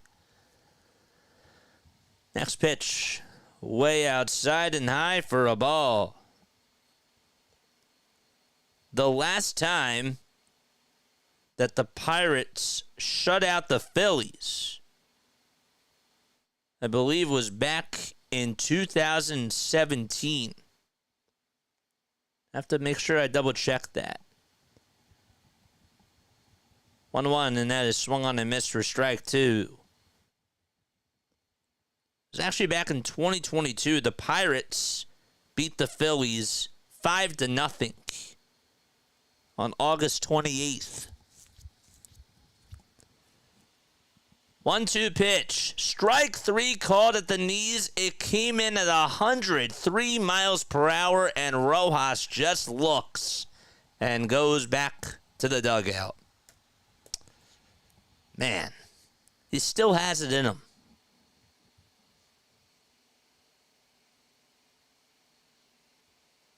He's 36 now.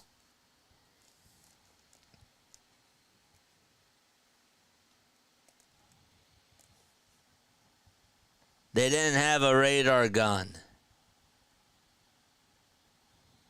The pitch on the way, and that's taken for a strike.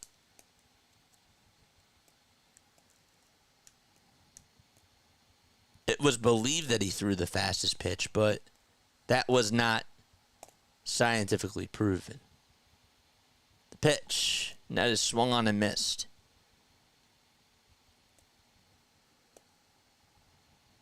The ball's 2 strikes to Kyle Schwarber, who's in the box, and the 0-2 delivery on the way. Strike three called at the knees. That came at 103.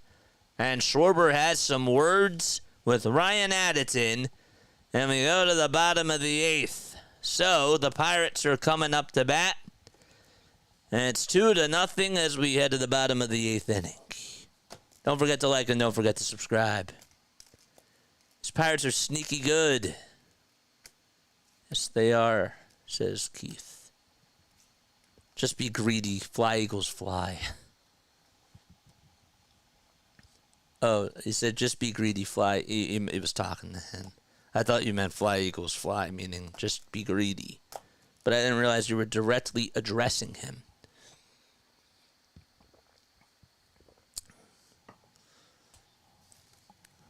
Hi there, everybody. Welcome on in to Play-by-Play with JJ. My name is Jason Joseph. This is Play-by-Play with JJ. We call Phillies, Sixers, and Eagles games on this channel. We also do podcasts on here as well. Make sure you hit that thumbs up button. That was a strike, but I think that what he was doing, though, is, let's be real, Additon has not been consistent behind the plate tonight. So the players still have a right to feel frustrated about that.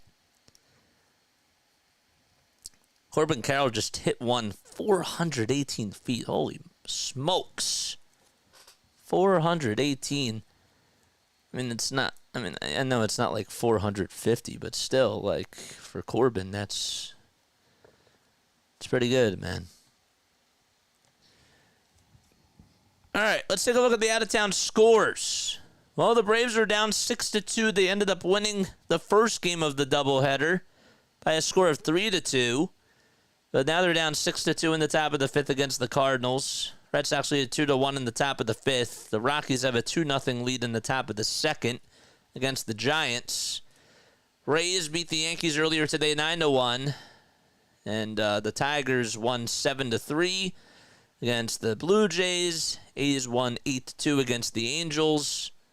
And then the Mets shut out the Marlins 1-0. And what else do we got going on? We have Orioles and Rangers 5-2. That's the score in the top of the 5th. The Royals lead at 4-0 in the top of the 7th. Brewers have a 1-0 lead. Padres lead a 3-0 against the Cleveland Guardians. And the Diamondbacks have a 3-0 lead against the Cubs out at Wrigley. Reds also have a 4-3 lead in the top of the 6th out in Washington. There's Matt Strahm on in relief, and the first pitch is taken for a strike. 270 people watching. Let's get to 200 likes. Come on, baby. Come on. Let's go. I better see 200 likes by the end of this stream.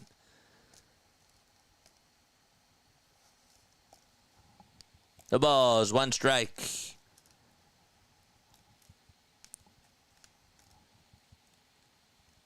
Reynolds batting on the right side of the plate facing the lefty Matt Strahm. The windup and the pitch, swing and a miss. And it's now an 0-2 count. 28 more subs, so we get to 35 hundo. Reynolds is 2 for 3 with 2 singles tonight. 0-2 is the count. The windup and the pitch. It's low and inside as well. Guys, who's your favorite player? Growing up. Who was your favorite player growing up? Who did you want to be like when you played baseball? Or if you watched baseball, who was your favorite player that you saw? And why? What stood out? 1-2 pitch, and that is low and inside for ball 2. What's up, Marshall? How you doing, man? Phillies only have 3 hits tonight. They're getting shut out by the Pirates 2-0. 2-2 pitch. Missed by the length of a baseball. Just a little bit low. And a little bit inside as well. The payoff pitch.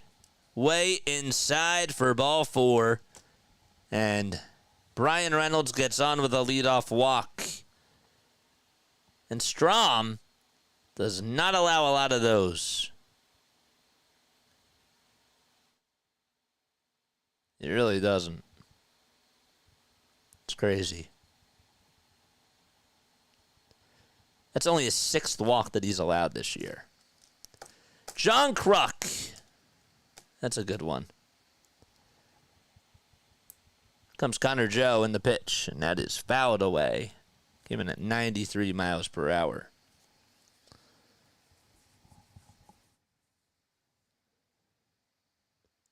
So Reynolds walks, and Connor Joe's up. Steven says, I love Steve Carlton. I definitely liked his style and presence on the mound. Larry Boas is Matt Helmer. 0-1 pitch. Fly ball. It's hit out over to center field. Rojas will track it down and shimmy over towards his right and make the grab to get the first out. Trifitti's here. Gabriel Miller says, Joe Carter was my favorite. Why'd you like Joe Carter? You didn't give me an explanation. I want to hear. Tim says, John Kruk. Why? Why did you like John Kruk? What stood out to you about him? Darren Dalton, because of his leadership. There you go. Now that's an explanation. Mazeroski. Did I say that correctly? 1 out, bottom of the 8th, and the pitch is popped up, hit out over towards the first base side. Harper does give it a look, and it goes into the seats. I met Larry Boa a couple of, now it's been about a month ago. That was really cool. Met Boa, Howard, and Manuel. That was sick. I still haven't posted my pictures from that event yet. I gotta do that. Anyone know where to get a Harper jersey that isn't $180? I mean, if you don't want to... I mean, do you want a real jersey? Or do you want a fake? The ball is 1 strike. Strahm kicks and delivers. And there's a foul ball drifting out towards right field. And it will find the seats once again. 267 people watching, 157 likes. We need 43 more to get to 200. Gabriel Miller says my favorite is Trey Turner. Oh, it was a great shortstop. The ball is 2 strikes. Strahm looks back over at first and now back to the plate. And the next pitch Swung on and missed, and Gonzalez strikes out. Oh, boy, that was awesome. Nice. I kind of like the Price is Right sound after a strikeout. I think it's kind of cool. It's all a part of playing along here.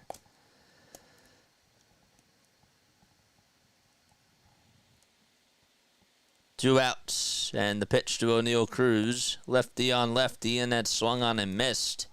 Was a slider. This game is just 2 hours old now, if you can believe that.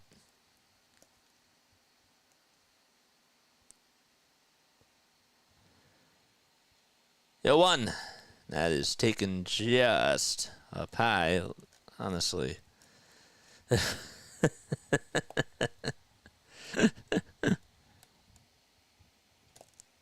I'd like to know what Ryan Addison's seeing. I really would.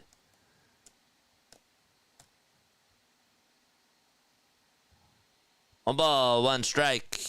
And the pitch. That's a fastball right down the middle at 94 miles per hour. Kathy Ann. What's up, Kathy Ann? What's up? I know that you were on here before. I didn't know if I acknowledged you, but I apologize if I didn't. Hello, Kathy. All infielders on the 1980 team. Schmidt, Boa, Trio. I did not like first base as a player, but enjoyed Pete Rose. His hustle. His hustle style. One ball, two strikes to O'Neal Cruz. Reynolds leads off over at first. Bednar most likely is going to pitch the top of the ninth. And the 1-2 is sliced foul towards the third base side. And it goes out of play.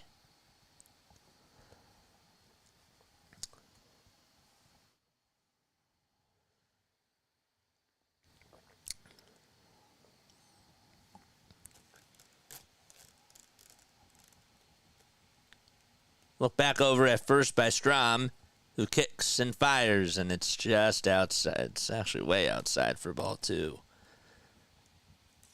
I don't know why I said just outside. I was going to say something else, but 2-2. Strom will deliver from the stretch. And the next pitch, and that is swung on, hit out over to center field. Rojas looks up, and it's gone. And Matt Strom gives up a two-run homer to O'Neal Cruz. Got a fastball right down the middle. And it's 4-0 Pittsburgh. Wow. That thing was belted out to dead center.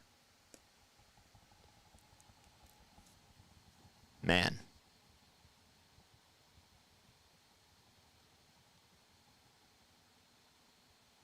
Right down the middle. And Strom knew it. That's his second home run that he's allowed this season. 4-0 Bucks in the bottom of the eighth with two outs. And the pitch is high for a ball. Don't forget to like and subscribe. Hit those bells, baby. 26 more subs till we get to 35 hundo. The pitch by Strom. And it's popped up this time over towards the first base side and foul ground. Harper will give it a look, and it goes out of play once again.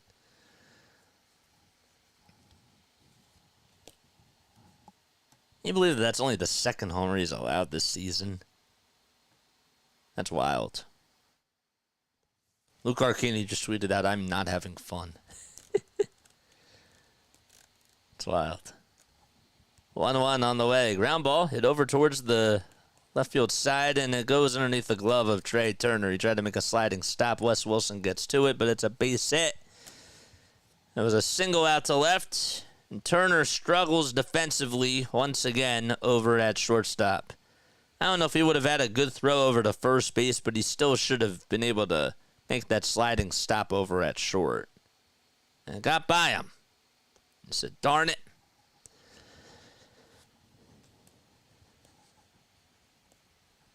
think that they're going to rule it as a base hit. And JT's going to go out there to talk things over with Matt Strom. Junior Marte is warming up in the Phillies bullpen. Remember, he was called up today for Michael Mercado.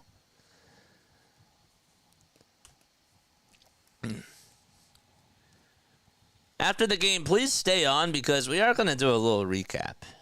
I have my thoughts, and the game's not over yet. Obviously, there's a lot that could happen in the 9th inning. First, we got to get out of this inning. But I will give you my thoughts on this game, and we'll do a little recap. Here's Michael A. Taylor stepping into the box. Strom looks back over at first, now back to the plate, and the pitch swinging and a miss at 94 miles per hour. What's up, Joey? How you doing, Joe? What's going on, man? Saw that you were streaming before. Go subscribe to Joey Wagner, guys. The 0-1 pitch, and that's inside for a ball. That was 112 off the bat by O'Neal Cruz, too. Wild stuff. 1 ball, 1 strike. And the pitch on the way, and that's fouled back. See, what I've noticed now is that as we've gotten bigger, when the opposing team is leading, that's when all the opposing fans come on here. There's nothing bad about that at all. But that's something that, it's something that I have to know. And that's cool. I like that. I'm not sure what there is to recap, but there's a lot to talk about.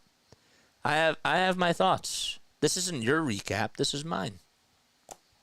1-2 pitch. Swing and a miss. And Strom gets the strikeout, and the inning is over. And you never know what can happen in the 9th, Gideon. So, just saying. I have a lot that I want to talk about. This is mine.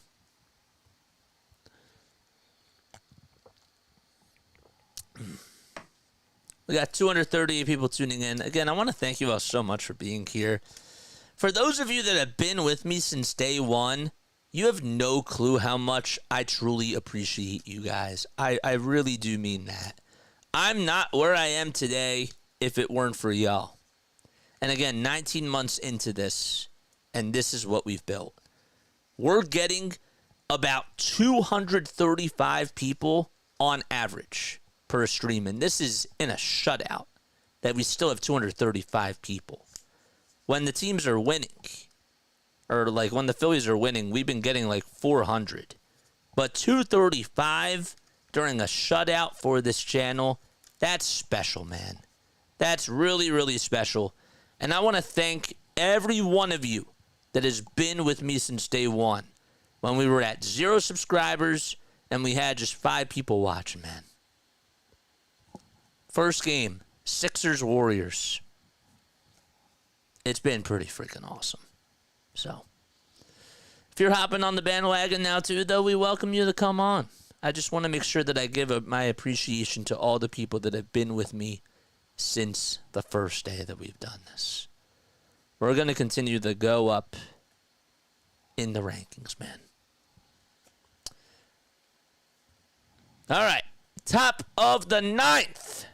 27 more subs till we get to 35 hundo. And 40 more likes till we get to 200. You do a good job replaying game or doing the play-by-play. Thank you. Yeah, man. That's what I want to do. I mean, I went to school for it. I said that. I don't know if you heard that or not. But this is my passion, man. I love you too, Kathy. Kathy's our cleanup hitter on here. Always will be. Top of the 9th, here comes Trey Turner, and the pitch is slapped foul. David Bednar is still going to go out there. I'm surprised.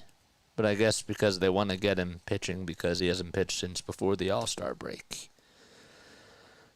No balls, 1 strike to Trey Turner. The kick and the pitch, and that is bounced foul.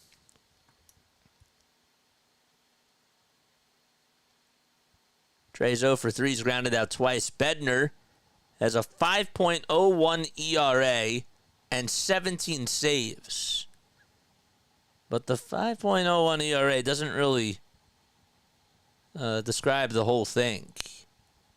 Pitch on the way, and that is taken for a ball, so it's now a 1-2 count.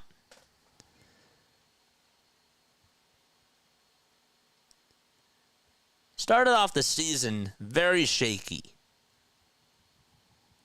1-2. That misses high for ball 2. Ever since the month of April, he's only allowed 5 earned runs in 21 or 22 and a third. 2-2 pitch. That's inside for ball 3. Any of you have not hit that thumbs up button. What are y'all waiting for? JJ, you make this bearable. Thank you. I want to inspire other people, man. The payoff pitch. And Turner lost his bat, and I think that he struck out, didn't he? Yeah, he did. Lost his bat and strikes out. The pitch was high. I thought maybe he got a piece of the ball, too. He did not. I guess he threw his bat, or the bat slipped out of his hands or something. And he flinged it and strikes out, and there's one away in the top of the 9th.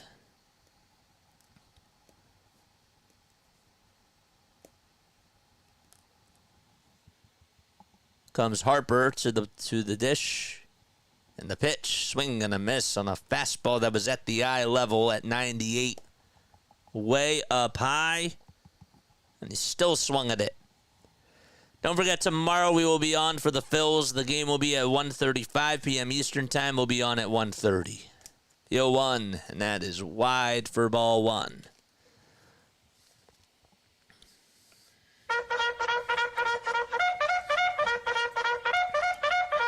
George! The pitch to Harper. Check swing, did he go? And the third base umpire says, no, he did not. So it's 2 balls and 1 strike to Bryce. Bednar's 29 years old. He's 6 feet tall, 225 pounds. He was born in Pittsburgh. And, of course, has been a member of the Pirates. 2-1 pitch on the way. And that is fouled off. I come on here and listen, win or loss, and I'm a Braves fan. Then after Braves are out, I go for our division. Then if our division is out, I pull in for the NL in the World Series. 2-2 on the way. Swung on, blasted out to right field, and it is long gone. Into the river. And Bryce Harper gets his 22nd homer of the season. That went 428 feet for Bryce. Wow. I did not think that it was going to go into the river. Oh, man. That was a long ways. Got a fastball, and Harper hammered it out to right center. So that makes it 4-1. And the Phillies avoid the shutout. They're still down to their last 2 outs. Wow. Here comes Bohm. First pitch to Alex. Swung on, hit out over to right field. Reynolds backs up and will make the catch. Or Palacios backs up to make the catch just at the track. And the Phillies are down to their final out. Tree Fitty's been listening on here for about 16 months. You've been on here listening for about 16 months on here? I don't remember you being on here for that long. Did you have a different username? 2 outs, top of the 9th, and here comes JT. All is up to him. The pitch on the way is low and outside for a ball. Next stop, tie. JT is 1 for 2. He walked and singled today. The pitch. Ground ball back up the middle. It's gobbled up by the second baseman, and the throw over to first is in time, and the inning is over, and that's the ball game as well. So the Pirates take the series against the Phillies. They win by a score of 4-1, and the Phillies are looking to avoid being swept, as they will have to play the Pirates tomorrow. And if they do get swept, it'd be the first time that's happened this season to the Phillies. But the Pirates do win 4-1. Luis Ortiz, guess he has to be the player of the game. He went 7 innings. He allowed 3 hits, no earned runs, 2 walks, had 2 strikeouts. And the Phillies were definitely off balance today. Yeah, man, we're going to do a little recap. I want to hear your thoughts. I want y'all to stay on. And I have some stuff that I got to say. All right. Obviously, Phillies lose another game to the Pirates. They're now on a 3-game losing streak. And yeah. So, Christopher Sanchez able to get the he did not get the win. Luis Ortiz got the win. He's now 5-2. Sanchez went 5 2/3, allowed 2 earned runs, and got himself the loss. He honestly did not really have a bad day today at all. The mistake that he threw to McCutchen, you can't throw that type of mistake. But, yeah, that was the only thing. Here's what I'm going to say. All right, so I have some thoughts that I want to bring to your attention about the Phils. All right, I'm going to go over how I thought this game went. All right. So, all right. First and foremost, in my notes, JT came back today, and that is huge. That's a positive. A positive that comes out of this is that JT is back, and he gunned out a runner, and he looked really good. I'm happy that our catcher is back. If you don't think he's the best catcher in baseball, that's one thing, but he does make an impact on this team. So it is nice to have JT back for the Phils. It is. Very nice. Overall, Christopher Sanchez pitched fine. I thought he was okay. I wish he would have went to the slider a little bit more. The changeup was, for the most part, all right. Had that one mistake that he threw to Andrew McCutchen. I believe that was the changeup. I don't think it was a fastball. He missed his spots a couple of times, but overall he did what he had to do to keep the team in position to win this game. Unfortunately, what ended up happening was that the Phillies were way too aggressive. They played, remember that game that they played against the Braves where they were hacking at everything? That's what they did today. Today was hacking Phillies night. And they're not going to win a lot of those games. When they're just hacking away at pitches, that is a Kevin Long problem, in my opinion. It is. And that has to be addressed. You're not going to win games that way if you're hacking at everything. In that second inning, Bohm flied out. JT walked. Stott flied out. Castellanos doubled. And then Marsh flied out. All 3 of those outs were on the first pitch. All 3 of those outs.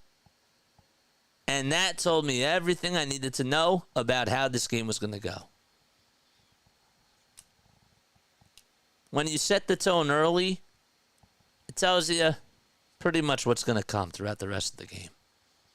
The Phillies, I don't want to say set the tone that way, but they made it clear that they were going to be hacking at everything. So, that was tough. Yeah, not really happy about the offensive production today. Last night, they did a lot at the plate. And yet, in the clutch, in that 7th, 8th, and 9th inning, they struggled with runners in scoring position. So, I don't like that aspect of what the Phillies did last night and what they did today. I definitely think that they need another bat. I'm not going to lie. I was thinking before that it would be a nice thing to get another outfielder. I want another outfielder now. It's almost mandatory that they need to get another really good bat, because I have this fear in the back of my head now that the bats are going to go cold during the playoffs. And I'd like to have another sort of security blanket. I think that they're going to need that. I do. So, Brent Rooker, Brian Reynolds, do what you got to do. Luis Robert, I'm all fine with those. I'm not a big fan of Jazz. I'm not a big fan of Randy Arozarena. But get me even Bellinger, I'd be fine with. You're going to have to get another bat. You're going to have to get that. I'll tell you something else that kind of bothered me tonight, and then I'll give it back to you guys because I'm going to read the comments. Something's going on with Bryce, man. I know that he hit the homer tonight. I'm worried about Bryce Harper. I can't sugarcoat it. I don't feel good. I think that he came back too early. He has not looked good. The swing was nice tonight, and that was really good to see in the ninth inning, but just overall, something seems to be nagging him. And I don't usually say stuff like that, but when I do, that means I am kind of concerned. So, this Bryce Harper thing, I'm not happy. I'm not. I think that there's something going on with Bryce right now. And it's not being talked about. I think he came back a little bit too soon. And I was worried that he was going to be struggling. And he just does not look comfortable. Not even just in the box, but on the defensive side too. There seems to be some, wincing, and I don't know. My gut doesn't lie to me. My gut does not lie to me, and I feel like there's something off with Bryce. And I have to say that. I have to make sure that I talk about that. The other thing that I am starting to see now that has not been a good thing is Strom has not looked the same. He's been going through a downfall, and I know that he was on a spectacular run. Like an unbelievable run.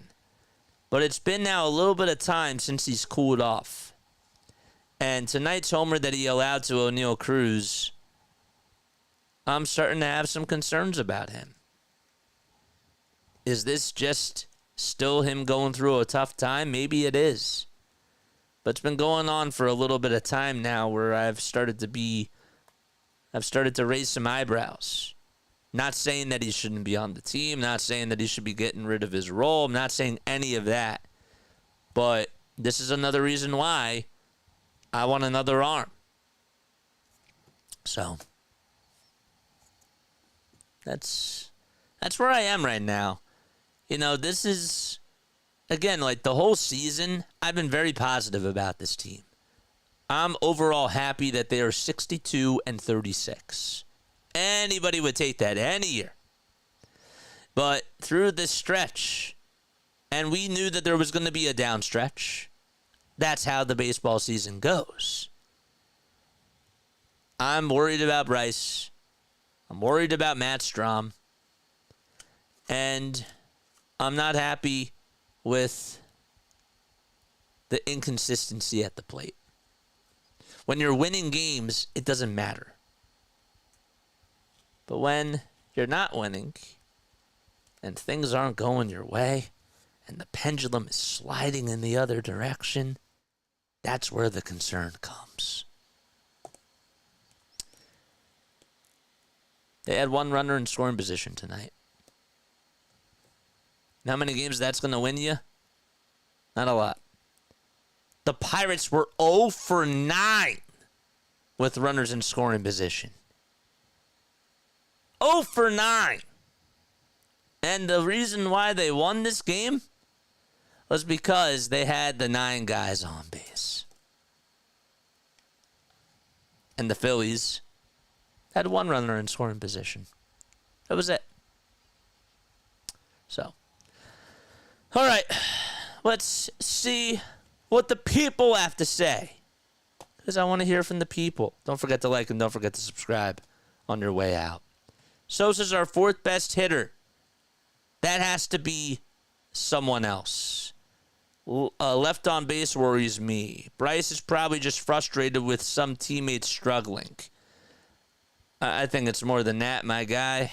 I see him just, squinting his eyes some of the time.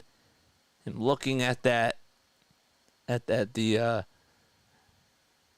don't know, something in my gut. Like, I can't really pin my finger or point my finger as to where it is, but something's off. Something's off. Mason Miller to the Phillies, book it. Tell you what, you may not like it, but I may be interested in Aroldis Chapman. I definitely want another arm. I like Bednar. But the Pirates, they're not going to give up any of these guys. Maybe they'll give up Brian Reynolds. There are some pieces, though, I would like from this Pirates team. We had 2 in starting pitching when Nick was batting in the third, I believe. What are you talking about? We had 2 in starting pitching. Mason Miller to the Phillies, book it. I'd love Miller to come on over, man. I really would. I would love Miller to come over to Philadelphia, but you're going to have to give up a haul to get him. Are you willing to do that, is my question. I say yes. Other people say no. The bat would have to be a platoon? No. The bat would have to be every day because you're going to have to throw in Rojas in the deal. That's what you're sacrificing. You're sacrificing... You would have to sacrifice, if you were to go get Brent Rooker, you'd have to take the bat over the defense. And I know what people are going to complain about. I know. But if you provide a lot offensively, I don't care what your defense is. If you're going to get 40 homers in the season, you need that offensive production. That's way more valuable than your defense. It just is. That's how the game is. In basketball, okay, is Damian Lillard a superstar on defense? No. Do you know why people love Damian Lillard? Because he can go get you 50 points. 50 points? I'll take that back. If you're averaging 30 points per game in the NBA, that's equivalent to at least 40 homers, in my opinion. 35 to 40, give or take. 30 points. And Dame is one of those guys that could do that if he really wanted to. And he's not a good defensive player. Anybody would take Damian Lillard on their basketball team. Anybody would take Brent Rooker on their baseball team. So, if the reason why you don't want to go after Brent Rooker is because of his bad defense, well, you're gonna that is just gonna have to come with it. We took on Kyle Schwarber, and we knew that Kyle Schwarber was not a good defender. But you know what makes Kyle so valuable? He gets on base a lot. So, that's how it goes, man. Something has to give. And I'll take Brent Rooker over Yohan Rojas any day. I'll take Brent Rooker over Brandon Marsh. You want to win? That's what you're going to have to do. It would suck to say bye to Marsh, but that's what's going to have to happen. Whatever they want. And if it gets us a ring at the end of the day, then it's worth it. One more example. Toronto Raptors traded for Kawhi Leonard. DeMar DeRozan was not going to be traded. He was beloved in the city. Masai Ujiri said, I'm not going to trade you. I would never trade you. Guess what? The offer came for Kawhi Leonard, even though it was a rental. He took the deal. And guess what that got them? A ring. He took the gamble, and it worked. You got to take the gamble. And that's the same thing that the Phillies need to think about. Even if Rooker is on a rental deal and he doesn't even sign back, or Bellinger, or whoever it is, you got to take the leap. So, all right. I would say bye to Rojas before Marsh, but again, if they want Brandon Marsh, you do it. You do it. Because your goal is to win. If they don't want Rojas and they want Marsh, you're still going to have to do it. So, all right. That's my thoughts. That's how I feel. Gideon says, need Tanner Scott. Yeah, well, I think Harper's hamstring is still bothering him. Yeah, that's what I meant to say. I couldn't think of the injury. I think it is his hamstring, too. Because I see him looking down there at some of the time. All right. I'm done babbling. I'm done talking. Make sure y'all like. Make sure y'all subscribe. And I will catch you all tomorrow afternoon, man. Let's hope that the Phillies can avoid a sweep here. I would not like to be swept at all this year. It would just be really nice to keep that streak alive. Plus, I'd feel better if we get a win. All right. Love you all to death. And I will catch you all tomorrow afternoon. Peace out. Adios.